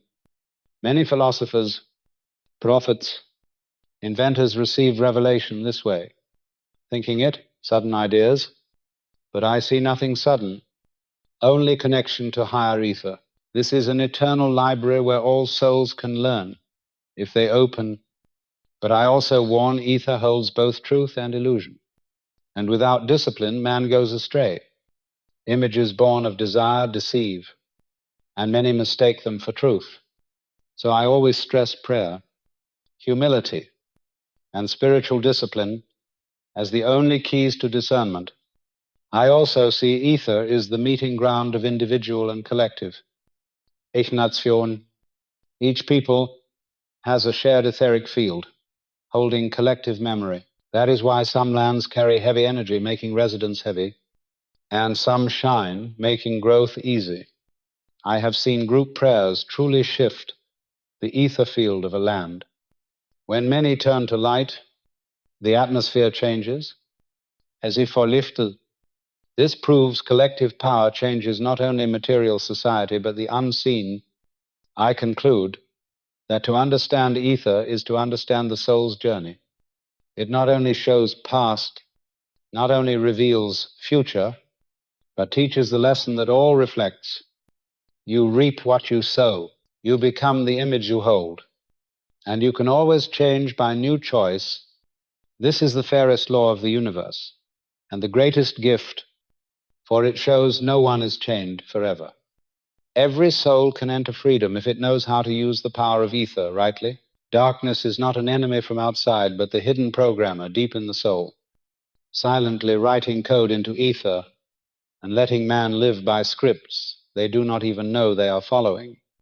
So when one carries the fear of abandonment, their ether vibrates with that memory and gradually attracts betrayals, which they mistake for destiny, though in truth it is only the old program repeating itself, like a wheel turning endlessly in the dark. I have observed again and again that darkness requires no conscious permission. It survives on man's avoidance, for whatever the human heart refuses to face, darkness quietly takes and weaves into the script of life. And so entire destinies are shaped not by divine decree, but by unconscious vibrations that have never been brought into the light. Those who long for love but meet only pain are not cursed by heaven. They are replaying the deep wound of betrayal that has carved its mark into ether. And though they pray sincerely, their prayers often rise from fear rather than trust, sending the same vibration into the invisible field and feeding the very cycle they wish to escape. I have also come to see that darkness does not only inhabit personal wounds, but also collective memory. For when a people has endured war, violence, or oppression, that vibration imprints itself into shared ether, and later generations, though never having seen the battlefield, carry unease, suspicion, or trauma without knowing its source. This explains why invisible fears or irrational heaviness often cling to families or nations. These are the echoes of programs inherited, silently passed on through the ether of memory. The only true way to decode the dark program is to bring it into light. And by light, I do not mean religious words, positive affirmations, or outward rituals, but the raw act of awareness itself, the courage to face fear directly, the humility to admit weakness, the willingness to expose what has long been buried. When man dares such honesty with himself, mastery returns at once, for ether shifts instantly under the gaze of true awareness. And no darkness, however ancient, can resist the clarity of seeing. I have witnessed people chained for years to addictions, fears, or destructive cycles, and by a single act of deep inner truth, the cycle was broken. Their life turned a new course, and it was not a miracle, but simply law. Awareness rewrites the code, yet most avoid this path, and here lies the tragedy. They construct layers of religion, morality, and philosophy like protective shells, hoping doctrines can cover the wound, but the wound remains beneath, and the program keeps running. I have seen the devout who recite prayers daily but harbor judgment and resentment. I have seen teachers of love whose hearts drip with bitterness, and In both cases, the script of darkness continues because it is not fooled by words. It only responds to the real vibration of the heart. From that vibration alone, life is written. This is why so many spiritual seekers find themselves in contradiction. Outward devotion paired with inward turmoil. Lofty ideals collapsing under unconscious programs. Illness is often the body's attempt to reveal the script when the soul's pain has been ignored. Recurring sicknesses, unexplained pains. Chronic weaknesses, these are materialized images of old programs baked into matter by ether. And yet when man truly changes within, when forgiveness is embraced, when hatred is released, illnesses vanish. Often suddenly, not because of miracle, but because the underlying program has been rewritten and the body relieved of the vibration of darkness, reorganizes itself into health. I have seen this repeatedly, and it always follows the same law. Inner vibration precedes outer form. Darkness also holds unfulfilled desires, and this dimension is rarely understood. When one has craved power or pleasure deeply and dies without release, that vibration lingers in ether, seeking fulfillment, pulling the soul into repeated cycles. This is why some spirits remain restless, why certain lessons return again and again until desire is surrendered. Darkness, in this sense, is not evil intelligence, but mechanical repetition. A wheel that keeps turning until consciously stopped. People fear demons, fate, or curses, but in truth it is often their own unconscious programs binding them, the shadows of their own unresolved cravings. Liberation does not come by fighting darkness, for to fight is to feed it with attention and resistance, but by understanding it. When a man stands before his fear and says, I see you, I understand you, something breaks, the power dissolves. The code loses hold.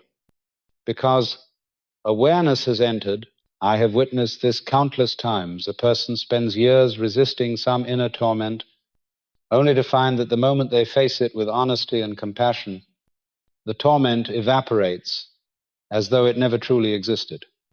This is because darkness is not a true enemy, but a teacher hidden in disguise, showing where we are still unlit, still weak, still bound. It is the mirror revealing the precise point of growth required.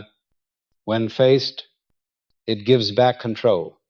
When denied, it steals power. Ether holds no one prisoner. It does not punish, it only reflects. Once the inner vibration changes, the outer program changes as effortlessly as a new seed sprouts when placed in fertile soil. This is the essence of freedom. At any moment, man can alter the vibration he carries, and instantly the field begins to shift. The old program may resist at first, like clay hardened by heat, but persistence, repentance, forgiveness, and the steady sowing of new images gradually reshape the form. I know no mistake is permanent, no wound unhealable, only old patterns needing the fire of awareness and the patience of love. Thus I conclude, darkness is not the eternal enemy of man, but a necessary passage, the hidden teacher pointing toward wholeness by bringing it to light, by refusing to avoid, by choosing honesty over denial, love over resentment, awareness over ignorance. Man ceases to be slave of the unconscious program and becomes again the author of his own script. This is the path of true freedom, no longer letting the hidden programmer write the story, but writing consciously the living book of one's own soul. The mind is the eternal potter, ceaselessly shaping life's form from the invisible material ether provides, and I see that no thought passes without leaving a mark, no emotion without carving a line, and from those carvings reality is cast. The more a thought repeats, the deeper the line, and from that their life is filled with the very image they created. So one who believes they are weak modes, distortion, and life reflects that distortion and failure, while one who holds bright faith molds harmony, and life reflects that harmony. For there is no destiny beyond the destiny molded by thought. Imagination is the wheel of the potter, and it never stops spinning. So when man dreams, the image is placed on the wheel, and ether begins to seek matter to fill it. When man fears, fear is also placed, and life seeks to shape it. And this is why one thought can become a chain of events. For the wheel does not judge good or bad. It spins whatever is placed. The difference between conscious and unconscious creators lies in choosing the material. For the unconscious, let any emotion slip in, and their product is distorted, while the conscious choose pure material, place bright thoughts, and their product proves creative power. Sages, inventors, and disciplined souls all knew this, guarding each thought and image as the clay of reality, never letting the wheel spin wildly. Ether is also like the kiln, keeping heat to harden the shape. And when a thought engraves deep, ether bakes it, making it hard to change, which is why habits form and beliefs become fate. Yet when man resolves to change, they can break the old product and place new clay. This demands strong will, for ether still holds the old heat. But I have seen many succeed, beginning with repentance and forgiveness, sowing new images, and gradually the kiln changes. The new product appears, proving that no mistake is permanent, only old forms needing reshaping. I have seen patients heal when they realize this law, for they once lived in fear. Ether baked fear into disease, but when they changed and placed bright thoughts, ether baked anew, and the body recovered. This is no miracle but creative law. I see also that the mind never works alone but resonates with other minds. Collective thoughts, forming a collective mold, and shared ether bakes that into destiny of a people. Nations living in shared faith are uplifted for generations, while nations heavy with hatred repeat war, not because of fate imposed, but because of their collective molding. Thus man is always the potter. Whether aware or not, they may let the wheel spin in chaos or master it to form worthy shape, but ether chooses for none. It only reflects and bakes, and here freedom and responsibility meet. In many readings I observe man can be artist or slave depending on whether they learn to control the wheel. When they do, they become co-creators with the universe. When they do not, they are bound by old product, yet at any time they can place new clay on the wheel and start again. For ether is always ready to reflect new image. This is the greatest gift the Creator gave, that the soul is never locked in old molds, but can always be reborn by its own hand.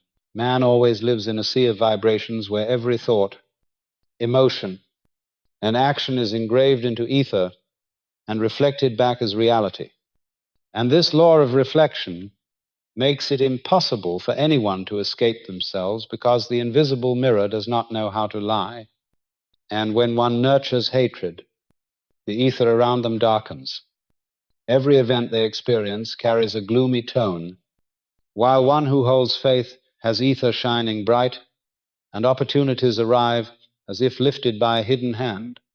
And this is not luck, but inevitable resonance, for ether only reflects what is sown into it. And the soul is never alone. It always lives in exchange with the collective ether field where the memory of humanity is stored, and this is why a child born in a dark land easily carries nameless fear, while a child born where faith abounds absorbs light from the start. And the ether of a community is like that of an individual. It carries heritage and shapes direction, but each soul still has the power to contribute its own light to change it. And a sincere prayer spreads light around, like a drop of water falling into a lake, creating ripples. And those ripples can reach another soul, lifting them in suffering. Thus, no act of goodness is ever wasted, for it remains not only in one life, but resonates endlessly in ether. And sleep is not rest, but a doorway for the soul to enter the school of ether, where lessons continue. And dreams are only fragments left when the soul returns to the body, but they bear traces of journeys, encounters, and lessons most men are unaware of, and the disciplined and pure of heart can remember more and progress faster, while most let it drift like vague dreams. And ether is not only memory, but also a school, where each night the soul continues, the journey that by day seemed paused. And illness often begins in ether before appearing in the body, for anxiety and resentment engrave distorted images that pass into nerves, blood, and cells, making the body react. And if man does not change thoughts, disease takes form. But if he knows to pray and hold faith, light spreads, the body recovers, and cases abandoned by medicine but revived by inner change are clear proof of this law. And imagination is the tool of creation. When man imagines strongly, the image is instantly engraved into ether and begins shaping reality. And the inventor sees the finished product in the mind before building. The one who prays sees the new path in image, and then it becomes real. And imagination is not play, but creative power, and whoever knows the right direction co-creates with the universe. And the greatest mistake is thinking destiny rules. But truly it is the image in their ether ruling, and they repeat the same thought. Ether only reflects, and fate appears as a loop, and when they change, ether changes, and fate changes, and one honest decision can break the whole chain and open a new path. And ether is also the means unseen. Masters send messages, not with language, but with symbols, colors, beams of light, and the pure of heart will receive rightly. The one still bound by desire will distort. Therefore, humility is the only key to read correctly. And the future is not fixed, but its shadow appears in ether as faint forms. And these images can change if man changes attitude and thought. And this proves no one is bound by fate.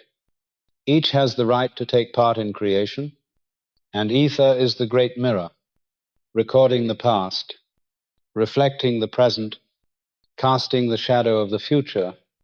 It is archive, school, and furnace. It does not punish, does not favor, only reflects truly. And the most important lesson is man must learn to live consciously. For every thought, emotion, and action is engraved into ether, and all will return.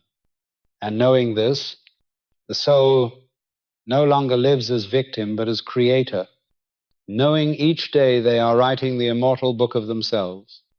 And to grasp this law deeply is to awaken responsibility, for even silence engraves a vibration. Even hidden thoughts take shape, and this awareness transforms daily life, because suddenly no act is meaningless, and even the smallest kindness becomes a beam of light, returning, multiplied, while every resentment creates a stone, weighing the soul down. And those who complain of destiny simply do not see the images they have sown, but the wise know to stop, to purify, to sow anew. And in this constant rewriting, the soul learns freedom. And freedom is not escape from law, but harmony with it. For the ether never lies, but it always opens the page for a new beginning. And the one who lives with this knowledge no longer fears night, no longer fears dreams, no longer fears fate, because they know every image can be rewritten, every shadow can be dissolved, and every soul is invited to walk toward light through the mirror of their own ether. All currents of life begin from an invisible center where the will of the soul touches ether and engraves into images, and these images later shape the experience man calls life. And when I observe, I see clearly no event is random. All are results of patterns sown before, whether in this life or in lives long past. For ether is like a vast book always open before the soul, each page recording an action, a thought, a vibration, and each page possessing the power to call forth a consequence. I realize people often complain of fate, but they do not understand that they themselves wrote the opening chapters, and a malicious word, an unjust act, or a dark thought never vanishes, but flows into ether and returns in another form, forcing them to face themselves. Yet I also see that ether does not only keep the memory of sins or mistakes, it also preserves the light of good deeds, and a compassionate look, a hand lifting another, a sincere prayer, all become streams of light.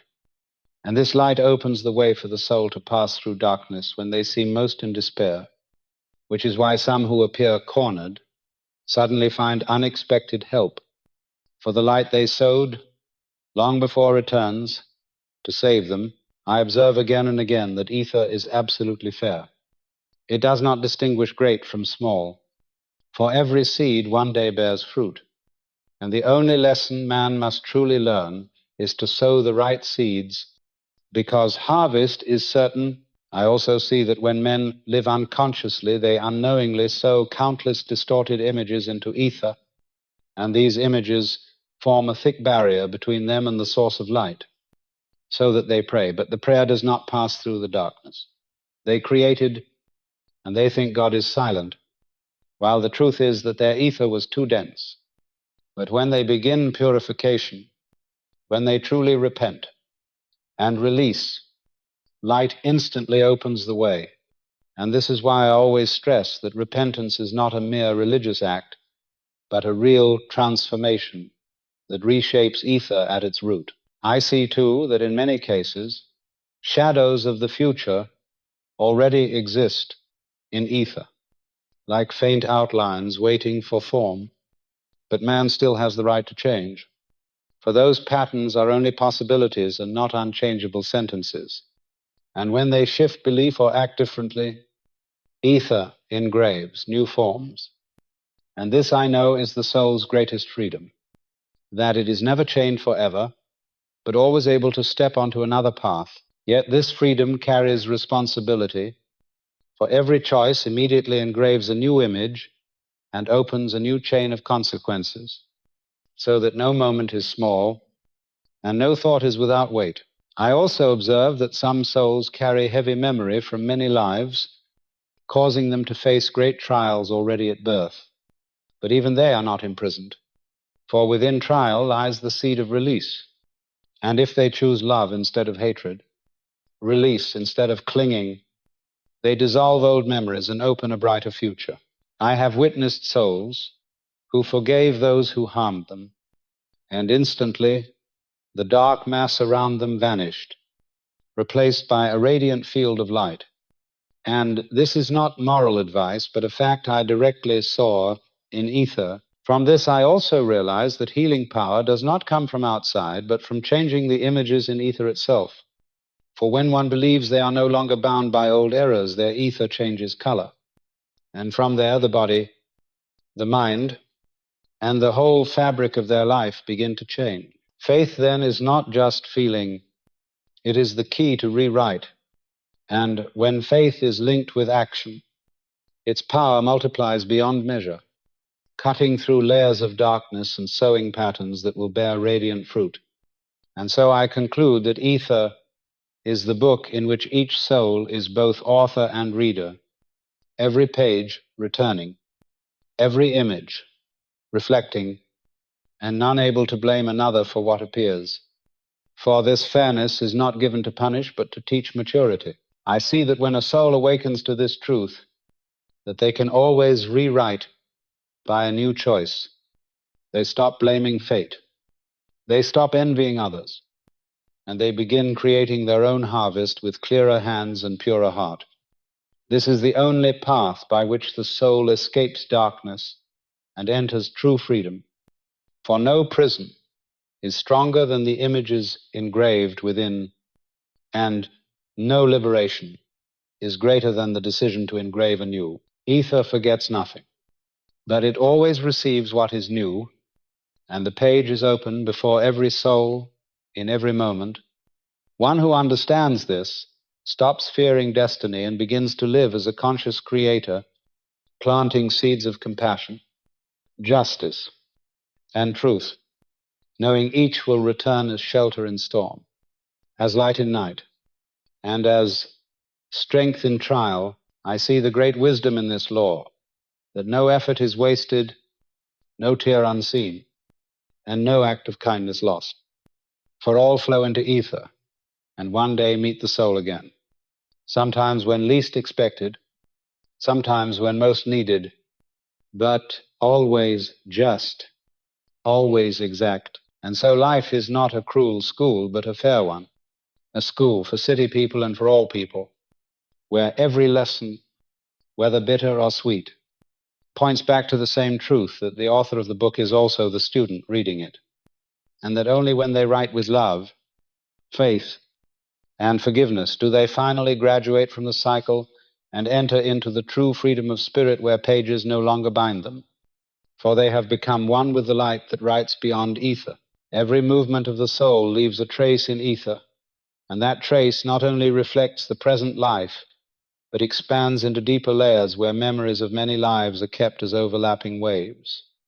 And I see that each person enters life not as blank page, but carrying many images engraved in ether before, images that shape tendencies, create unconscious fears, hidden beliefs, and inexplicable inclinations, so that one afraid of fire since childhood may carry memory of dying in fire before, and one with innate talent his only awakening ability trained for lives long past.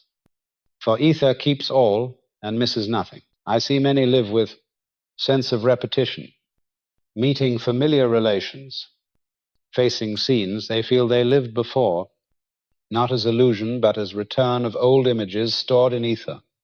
For souls meet again for debts or promises unfulfilled, and all is arranged. So lessons are finished, with no chance in important encounters, because every meeting is result of threads woven before in ether. And when one loves or hates at first sight, that reaction comes from memory deep in ether. The conscious mind does not recall, but the soul remembers with clarity. I also see ether does not only store, but creates chance for correction, because a mistake engraved in ether creates matching condition the next life, so the soul can face and choose differently. And if they repeat, the cycle continues. But if they change, then a new image is engraved, and the flow turns. And this is the fairest law, for no sin is hidden and no effort lost. I observe some souls choose to face strongly, entering life with intense trials to repay quickly and mature sooner, while others go slow across many lives with small lessons. Yet all must pass through their appointed paths, for ether forgets nothing and spares no one from its exact reflection. I see pain is not punishment, but teaching. And when a soul suffers for old errors, in suffering they learn compassion, to never repeat. And thus the universe teaches with their own mirror, so the justice comes not from outside, but from the very trace of their own being. I also see some souls bear missions, for in many lives they sowed light, and ether reflects that light as great support. And such souls enter life with wisdom and special intuition, not from books, but from memory accumulated in ether. And these souls often guide others, for their ether shines enough to light the way, yet even they are not exempt from law, because if they sow wrong, they reap wrong. And ether reminds, with equal honesty, never sparing even those with radiant histories, I also see a great mistake when people think death is end, for death is only the moment. Soul enters ether fully, facing the complete film where nothing is forgotten, and every breath, every glance, every thought returns, and the soul sees itself in absolute honesty. And this makes many repent, and repentance itself becomes a seed sown for next life, where they are offered chance to begin again. I conclude that to understand ether is to understand justice and continuity of life, that none are forgotten and none are favored without reason, for all is what they wrote, and at the same time none are condemned forever, because every moment is chance to rewrite, since ether is unchanging mirror but also ever open page ready for new images, and any soul who uses this chance escapes cycles and enters true freedom of spirit, where they no longer repeat but create anew, no longer bound by past shadow but living in light of eternal choice. For in the sea of ether the law is always just, always exact, yet always merciful enough to open door for transformation. Ether is not only book recording past, but mirror reflecting present and casting shadow of future. It is memory and creative field, and I see the soul living in it like fish in sea, never escaping but only learning to swim in currents. It made for every thought, emotion, and word leaves a mark, and that mark does not vanish but slowly becomes the environment around the soul. So he who sows hatred sees hatred everywhere, and he who sows light walks in peace, because this law shows no favor, not pity, but is the fairest chance given to all. I see many who do not understand this blame fate, thinking life turned its back, while truth is, ether reflects exactly what they sowed, neither more nor less. And yet I also see some souls know how to use ether as tool for healing and creation. For they do not wait for circumstances to change, but instead change the image inside. And when it changes, ether changes, and new circumstances appear, proving that the inner mold always precedes the outer form. Many asked me in readings why their prayers show no result, and I answered because they prayed with words but did not sow true image. For empty words do not touch ether, but when words carry deep faith and living feeling, they form bright mold, and that mold begins to work like seed sprouting, drawing substance from universe until it becomes reality. I see ether not only keeps personal memory, but also humanity's, and in this collective memory, all great events leave long vibrations.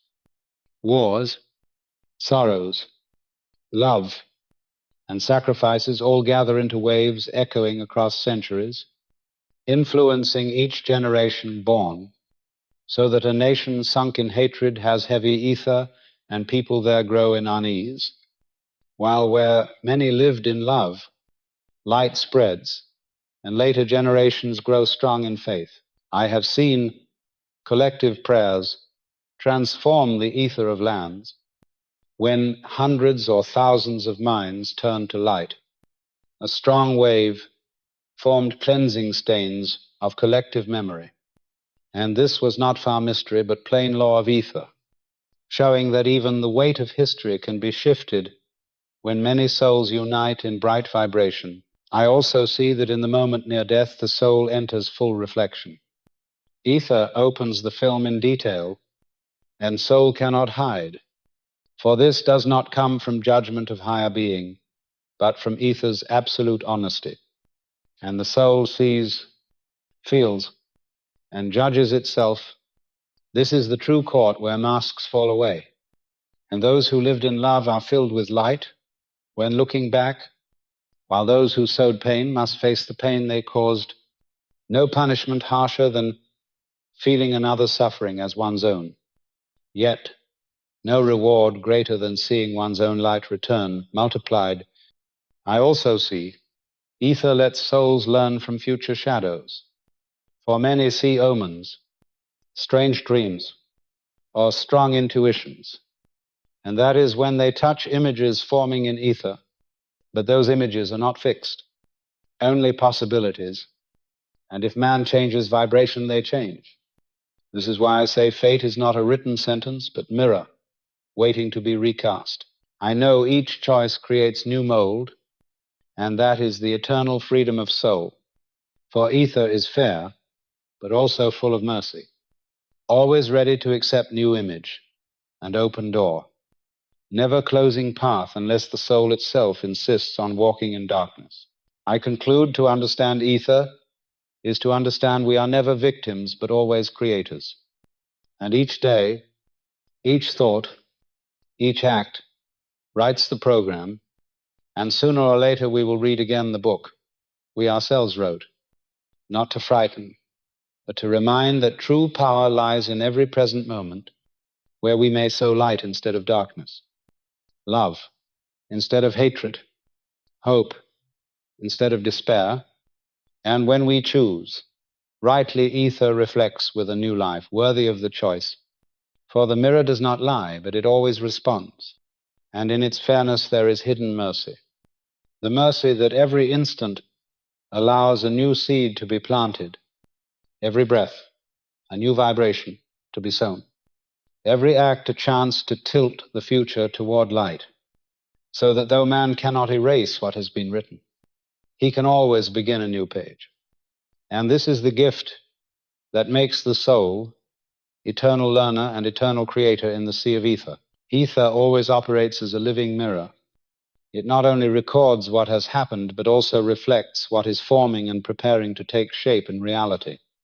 And I observe and realize that every thought, however small, leaves a beam of light or a dark streak in ether, and these streams gradually weave into a net surrounding the soul, determining the experience man calls life, and no one can escape this law. For ether knows neither favoritism nor deceit. It only records honestly and returns exactly the frequency it received. And I see that many who live in resentment believe themselves victims of fate. But when looking deep into ether, I see it is precisely the scars of resentment that called forth unjust circumstances. And they pray for light, but still nurture darkness inside. And ether can only reflect what truly exists in their hearts, not what they utter with lips. And on the other hand, those who keep faith, even in poverty, are always supported, because their ether shines and attracts opportunities to keep them standing. And I realize the key does not lie in circumstances, but in the vibration sown into ether.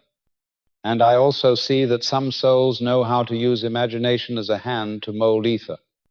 For when they clearly visualize what they desire, that image immediately becomes a mold, and the universe begins to fill it.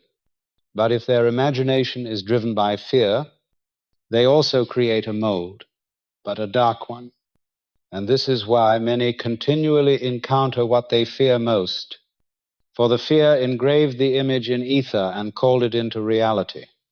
And I see that this creative power is both gift and responsibility.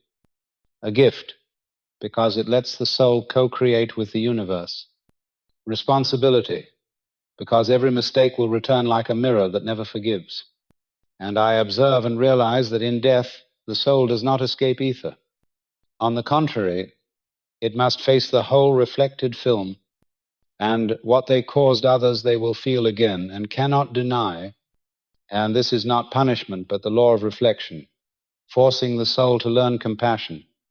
And I know no prison greater than when the soul must relive the pain of those it harmed. But I also know no reward brighter than when the soul relives the joy it once gave others. And I realize no act is wasted. All are engraved, and all return. And I also see ether stores, humanity's memory. It is like a vast field where all shared events are engraved. Wars, collective tragedies, as well as noble sacrifices, all remain like echoing waves. And each generation born is affected, and this is why some nations seem to repeat cycles of history, because their collective ether memory is not yet resolved. But I also see that only a small group, living truly in light, can change the whole collective ether field. And collective prayers, simultaneous good deeds have power to cleanse. And I see lands transformed by the unity of many souls. And ether not only holds, but also allows renewal. And this makes me understand mankind is not chained forever by history, for they can always rewrite collective memory through present action. And I conclude, true power is not in past or future, but in this moment where the soul chooses what to sow into ether. For a bright thought is as important as a good deed, both leaving vibration, and sooner or later that vibration returns, and man cannot avoid but can choose what to sow. And this choice makes the difference between a life repeating darkness and a life opening into light. And ether is mirror, archive, furnace, and also doorway, waiting for man to step through not as victim but as conscious creator, walking with the universe in the continuous creation of life. And when I reflect deeper on this law, I see that ether in its essence operates like the hidden bond between matter and antimatter, for every vibration sent out creates its counterbalance. Every act has its opposite, yet connected resonance. And just as physicists observe particles and antiparticles emerging in pairs, so too, in the spiritual realm, every thought and deed is born with a shadow or reflection. And ether is the field in which these reflections find balance. And when man sows hatred, he creates an antimatter-like counterpart that annihilates his joy. But when he sows love, he creates its opposite of suffering, dissolved in light. And I realize this is why masters always taught that love covers multitude of sins. For a luminous vibration has power to neutralize entire chains of dark resonance. And I see that if mankind understood this law deeply, they would no longer despair in guilt nor indulge in blindness, because every error engraved can still be met with light and transformed. And in that transformation, the old vibration does not vanish, but becomes fuel for new creation. Like matter, meeting antimatter, releases energy, and the soul, meeting its own shadow in ether, releases wisdom. And this wisdom is the true treasure, hidden in the mirror of existence. For I realize ether does not punish nor reward arbitrarily. It simply reflects, balances, and teaches. And the wise man is not one who avoids reflection, but one who dares to face it, to accept both the light and the shadow, engraved, and to transmute them into greater harmony. And this makes me see that the ultimate purpose of ether is not to trap, but to liberate. For when the soul learns to sow consciously, it no longer fears its own record. Instead, it walks freely, knowing each step is a brushstroke in the living painting of eternity. And I know this law will never be broken. But it can be understood, and once understood, it becomes no longer burden but blessing. For the soul then realizes it is not merely drifting in fate, but holding in hand the very quill writing destiny. And matter and antimatter, light and shadow, pain and joy, all are but reflections in ether's mirror, guiding man to awaken as co-creator with the universe. Phosphorus in the brain is the luminous bridge between soul and thinking ability. And I realize human intelligence is directly proportional to the light this element can conduct through the nervous system. For in many readings, I observe that souls of higher development often have brain structures capable of absorbing and retaining more phosphorus, making them like vessels holding greater streams of light. Phosphorus carry phosphorescent quality. And this belongs not merely to matter, but reveals spiritual truth, that human consciousness shines because of its conductivity, and whenever one thinks deeply, concentrates with intensity, or prays with whole heart, I see a sudden stream of radiance flash in the brain like a spark, and at the center of this stream is phosphorus at work. serving not only as chemical but as sacred key, unlocking the passage where intellect connects with spirit. When phosphorus diminishes in the brain, man falls quickly into fatigue, weakened memory, and dull spirit.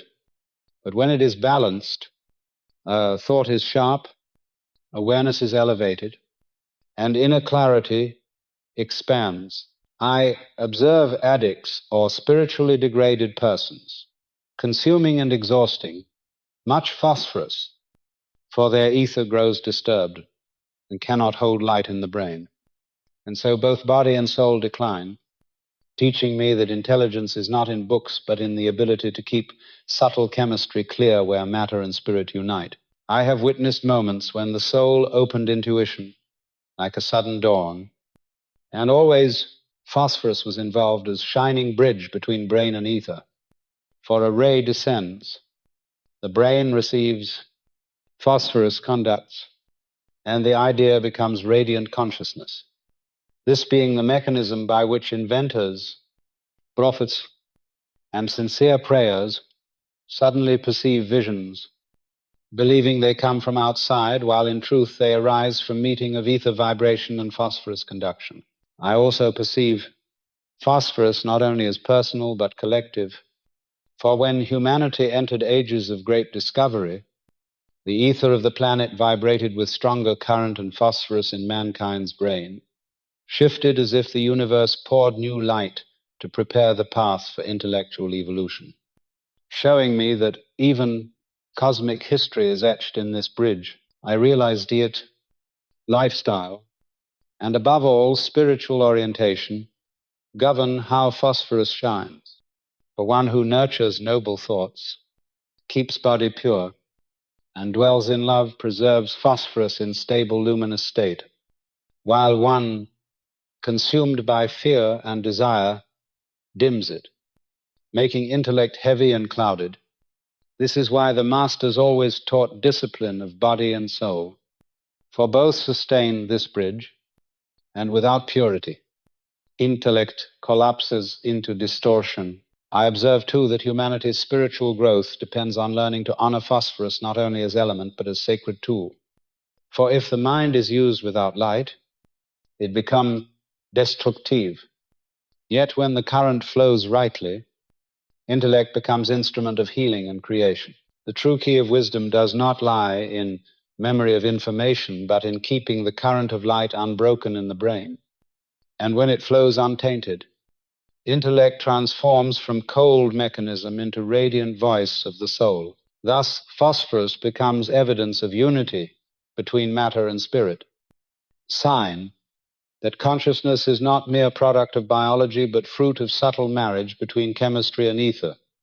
And I know with certainty that if man cares for body as temple, trains mind to silence and clarity, and orients soul to the eternal light, he will open the door, phosphorus guards, the door of true wisdom, where knowing is no longer separation of facts, but living in the clarity of spirit itself, shining with vision that heals, creates, and guides. The blind can still see with ether, because the truth is even the brightest human eyes never see the world directly. All images we call vision are only reflections through the ether mirror, decoded in mind. And I realize men often believe eyes see objects, but when observing deeply into life's flow, I see eyes are only doors receiving light vibrations, while true seeing happens elsewhere, where ether records and reflects the image, then passes it to the brain for consciousness. Thus, even if eyes do not work, ether remains, and the soul can continue to see by invisible path. And I have witnessed in readings many cases where the blind described scenes around accurately, for they saw with ether mirror, where all images exist without physical light. I also see that normal human vision is actually limited by belief that only eyes see, while the soul can perceive far wider. And when man learns to cross the boundary of sense sight, they touch deeper field of vision, where inside and outside are not divided. And in ether, an object reflects not only form but also energy, meaning and history. So, seeing with ether, you not only see the table, you feel who used it, how many years it lasted, and what emotions were imprinted. And I realize this is why intuitive people often feel energies of places or objects, for they cross material sight to read ether directly. I also see seeing through ether not only expands vision but breaks illusion of separation. For man thinks he stands outside world to observe, but seeing with ether, he sees he is within the picture, and all movements affect each other. There is no completely objective view, for observer himself affects image. This is why mystics and modern scientists alike admit observation changes subject, for ether not only reflects but responds. And whoever learns to control attention will master how images appear. I realize what is called boundary of sight is only habit, limiting soul to physical eyes. But when one begins meditation, the silence, they see images flash without eyes, lights, symbols, scenes. And if they continue, they realize they are seeing with ether mirror. And this is not illusion but truth. For ether holds images of both physical and spiritual worlds. And when that mirror opens, the soul can see both at once. I also witness, some in dreams see, events not yet occurred. That is when they cross boundary and read future image forming in ether. And this shows seeing is not passive receiving, but active participation in creative field. For when soul is awake enough, it not only sees what is, but what will be, and even can change it by will. I also realize blind people often gain sharper senses, not because body compensates, but because their soul naturally shifts to ether sight. They listen deeper, feel vibrations in air, sense emotions in presence, and in truth, they begin to live closer to essence than many with perfect eyes. I see that society often pities them but does not understand that in certain way they live with deeper truth. For without distraction of surface colors, they feel life's current in subtler tones, and sometimes their words carry clarity, as if they read the hidden script of the world. I also reflect that crossing this boundary is destiny of all souls.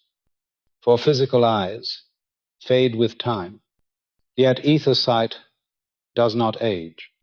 And when body returns to dust, soul continues to see, not as limited form, but as whole picture of existence.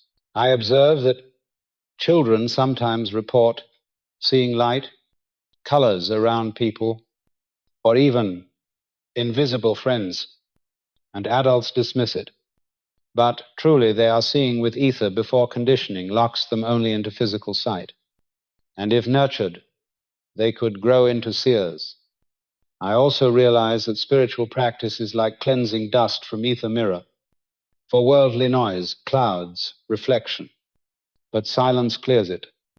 And then vision expands. Some mystics describe seeing unity of all things, golden threads connecting beings, and I believe that is true. Ether sight, when division of subject and object dissolves.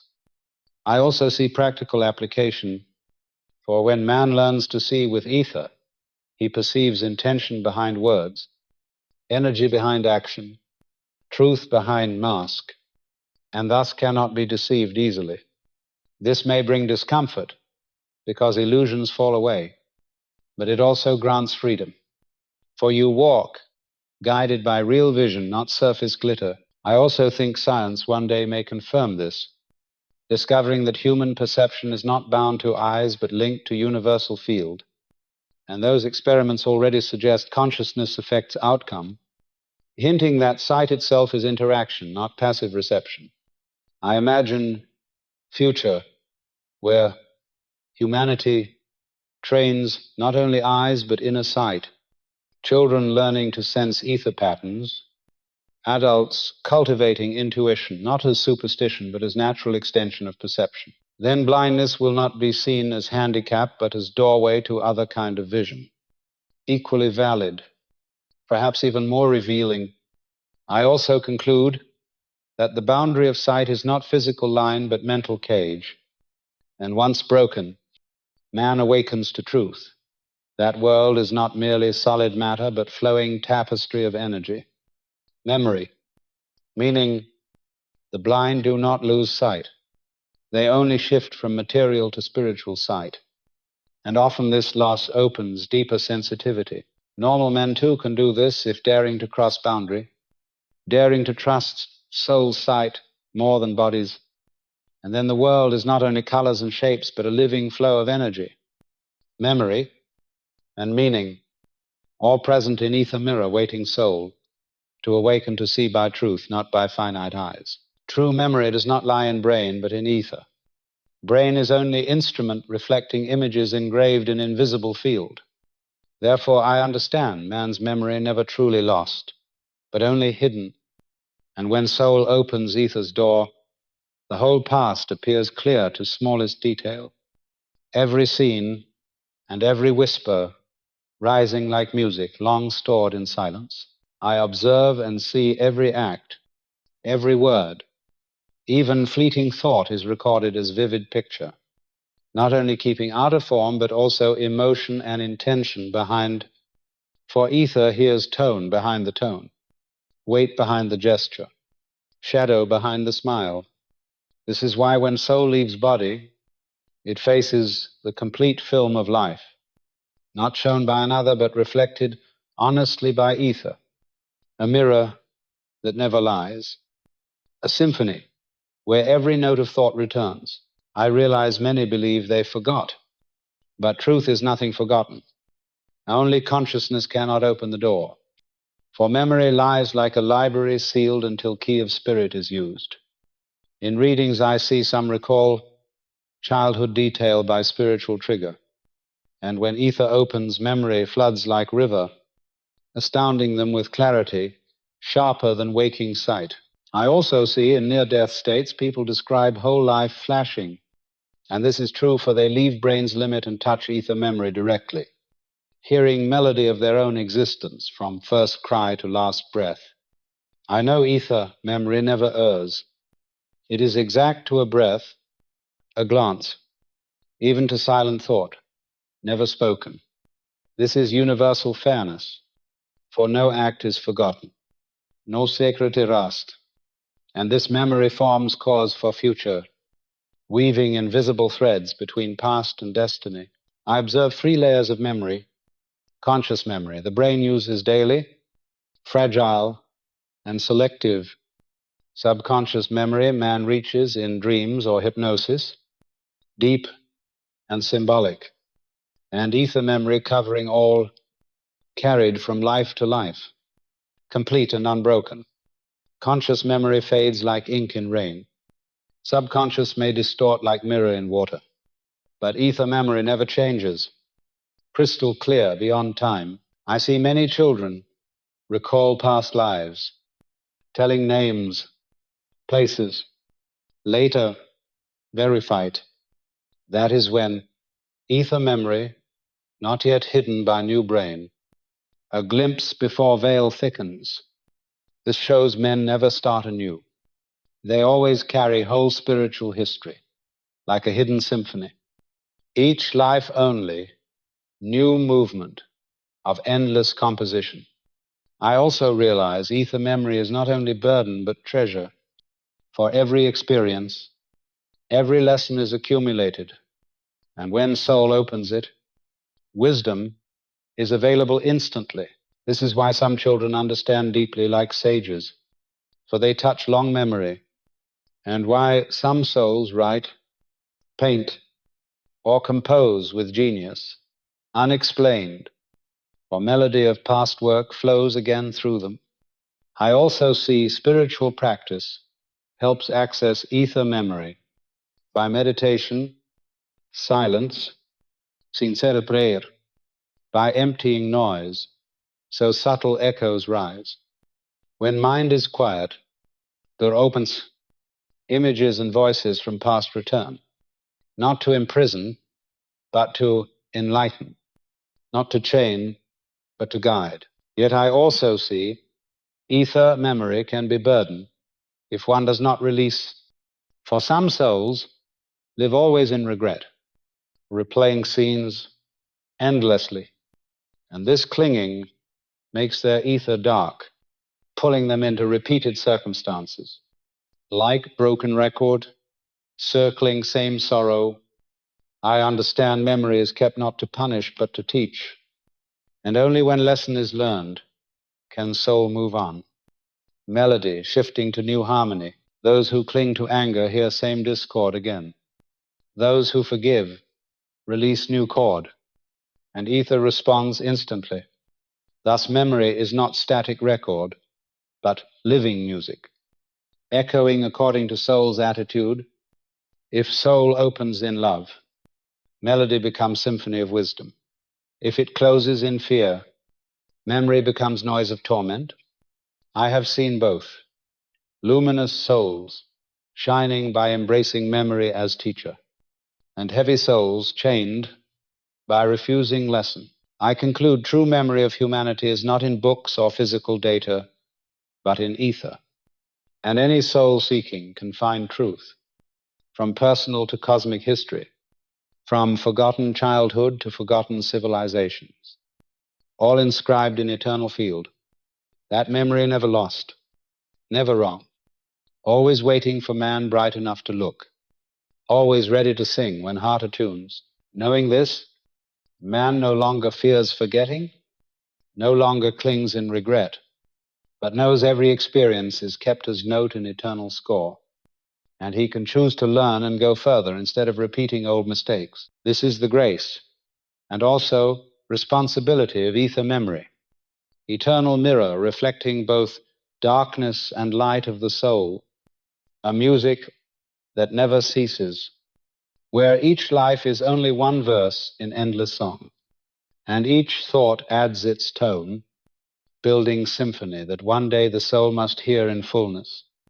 And when that day comes, when the soul stands before total music of thought, it will not be judged by other, but by resonance itself.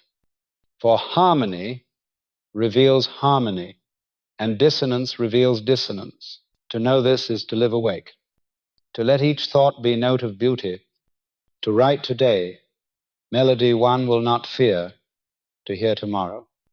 Thus the music of thought is revelation, memory eternal, justice exact, wisdom available, and destiny shaped not by chance but by what soul chooses to compose in silence of its own mind. The age of Aquarius is opening, and I see the veil covering the human soul, slowly dissolving.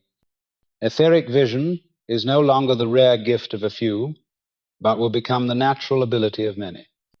And this means humanity must be ready to face the naked truth, no longer concealed.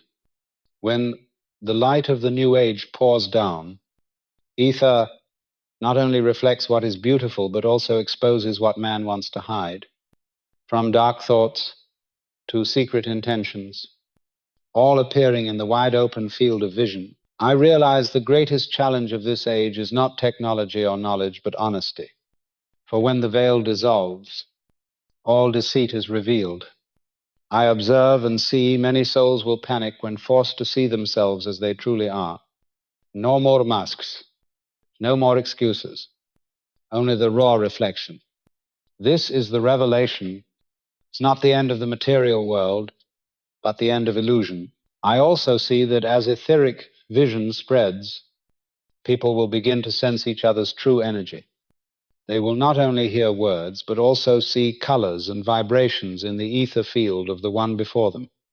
Those who nurture greed, deceit, hatred will not be able to hide, and those who hold light will be recognized immediately. Society will change because old standards based on appearance will lose value. Instead, people will judge each other by the light in their ether. Beauty, wealth, oppresti will no longer te see, For the soul's radiance or darkness will shine through more vividly than any mask. This will be a great purification for organizations, systems, even religions or philosophies that cover truth will not stand.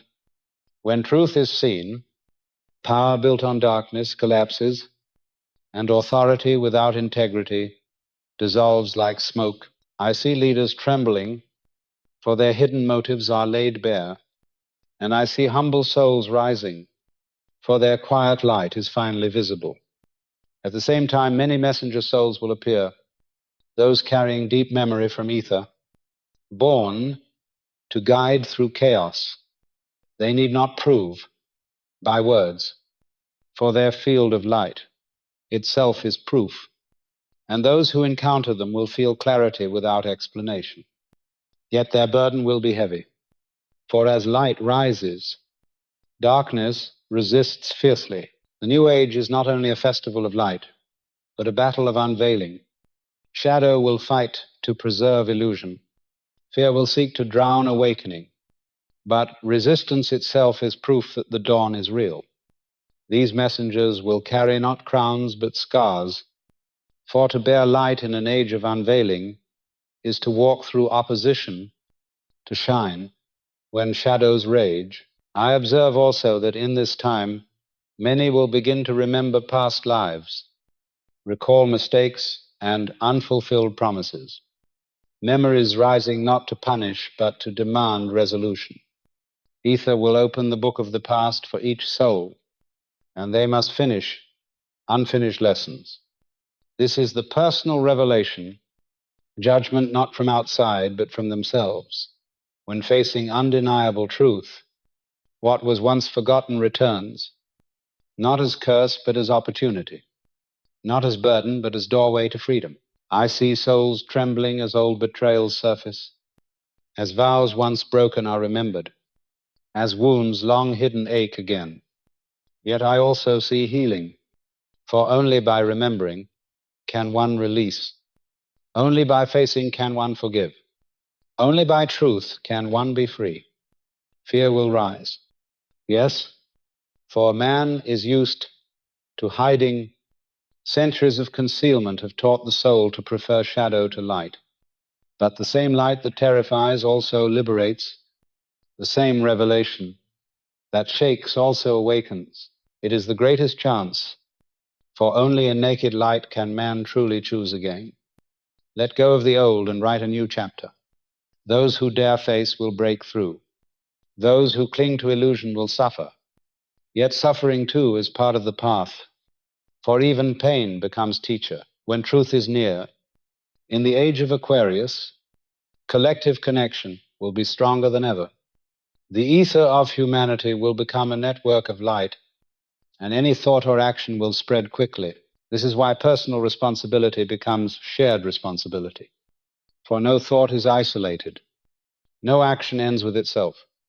A sincere prayer may touch thousands of souls, but a dark thought may spread like disease.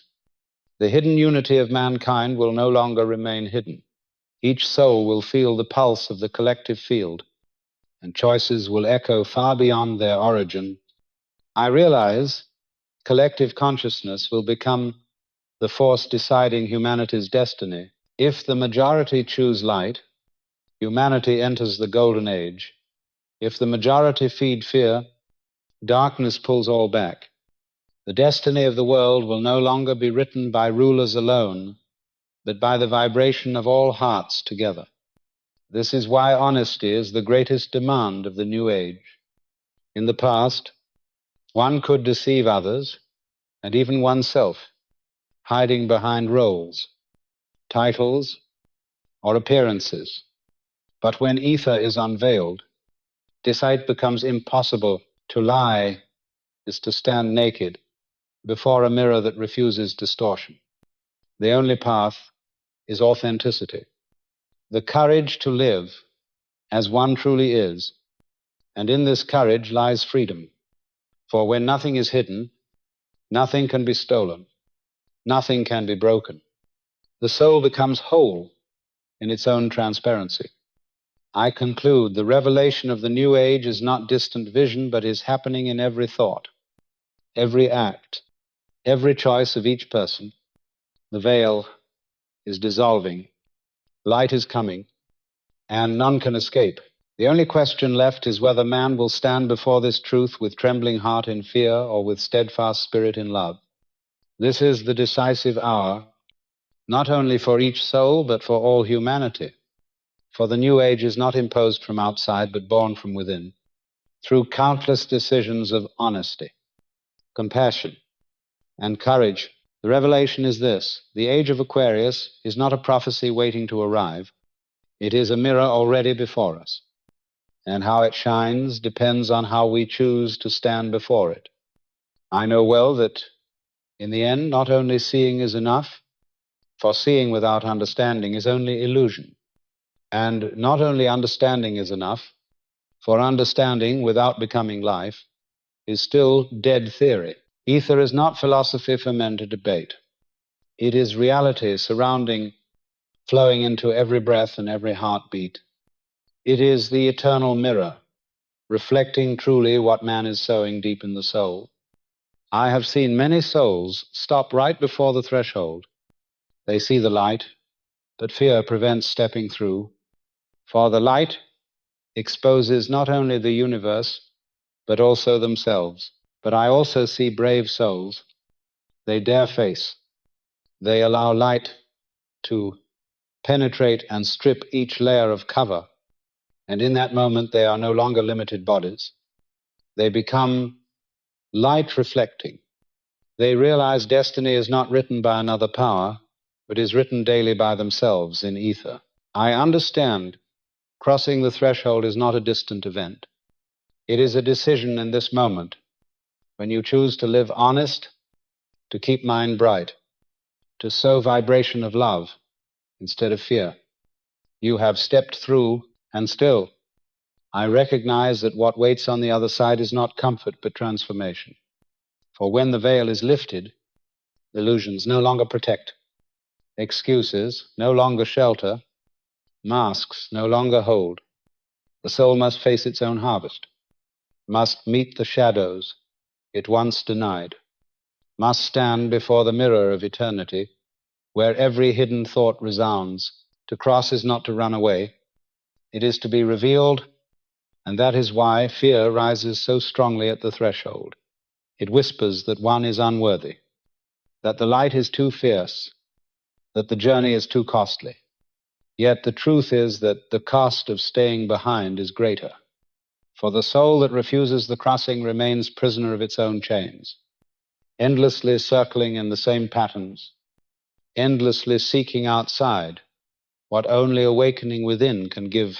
I have seen in visions that the threshold is everywhere, in the silence of dawn, in the trembling of the heart, when truth knocks, in the moments when love asks for courage, when forgiveness demands letting go, when hope requires standing, though all else collapses. The threshold is not at the end of time. It is in the choice of today. And each thought of compassion is a step. Each act of honesty is a crossing. Each surrender of fear is a passage. For to live awake in this way is already to dwell beyond, to touch the eternal while still clothed in flesh. And what becomes of the one who dares? They are not spared from trials, but trials no longer consume them. They are not freed from tears, but tears become rivers cleansing the heart. They still walk the same earth, yet the earth itself seems new, for their eyes perceive hidden radiance in all things. A stone is no longer just a stone, but a memory of fire cooled by time. A stranger is no longer just a face, but a fragment of the same divine spark. Every breath is no longer accident, but communion with ether flowing from eternity into this fragile moment. And such a one no longer asks, when will I reach heaven? For heaven has already broken open within, and their life itself becomes doorway for others. Do not think this is reserved only for saints or prophets, for the call to cross the threshold is universal, echoing in every soul. and even the most broken, the most stained, the most lost is not beyond this invitation. For the light is impartial. It exposes kings and beggars alike, scholars and children alike, the proud and the meek alike, and what matters is not how far one has wandered, but whether one dares to return. The threshold does not measure worthiness, it reveals willingness, and the smallest flame of courage, the slightest opening of the heart, is enough for ether to rush in and carry the soul forward. I know, too, that many fear losing themselves in this crossing, as if surrender means annihilation. Yet the paradox is clear. Only in surrender is the true self found. For what dies is not life, but illusion, not essence, but the mask. And the light does not erase identity. It transfigures it, just as the seed must break for the tree to rise, just as night must fall for dawn to appear, so must the false self dissolve for the radiant soul to emerge. Crossing the threshold is not the end of self, but the unveiling of the eternal self, long hidden beneath fear. And when this unveiling occurs, the soul discovers that destiny was never written in stone, but is inscribed moment by moment in ether, shaped by thought, colored by word, carved by action, so that life is no longer endured as fate, but embraced as creation. And the soul realizes, I am not victim of darkness. I am co-creator with light. And every choice reverberates. Every gesture echoes. Every breath paints the eternal mirror. For nothing is wasted, and all becomes inscription upon the immortal story. Therefore I say, the call to cross the threshold is not to escape this world, but to inhabit it more fully, to see its sorrows without despair, its beauty without possession, its brevity without fear. For once crossed, one lives with double vision, seeing the temporal and the eternal together, seeing events not as random cruelty, but as chances of learning, not as meaningless suffering, but as invitations to love more deeply, forgive more completely, hope more fiercely. This is the final revelation I may share, that no boundary truly binds you except those you built yourself. And when you see this, you see the threshold was never far, it was never hidden, never locked. It is always before you, as close as a single decision, waiting for your brave choice. And when you step, you will discover what was once feared as fire is in truth warmth, what was dreaded as judgment is in truth mercy, what was resisted as loss is in truth freedom. And you will see light never left. It always flowed with you, always surrounded you, always called you. And in that realization, you will not only walk into the eternal story, you will also write it stroke by stroke, word by word, shining as a mirror of the infinite, forever unfolding, forever alive,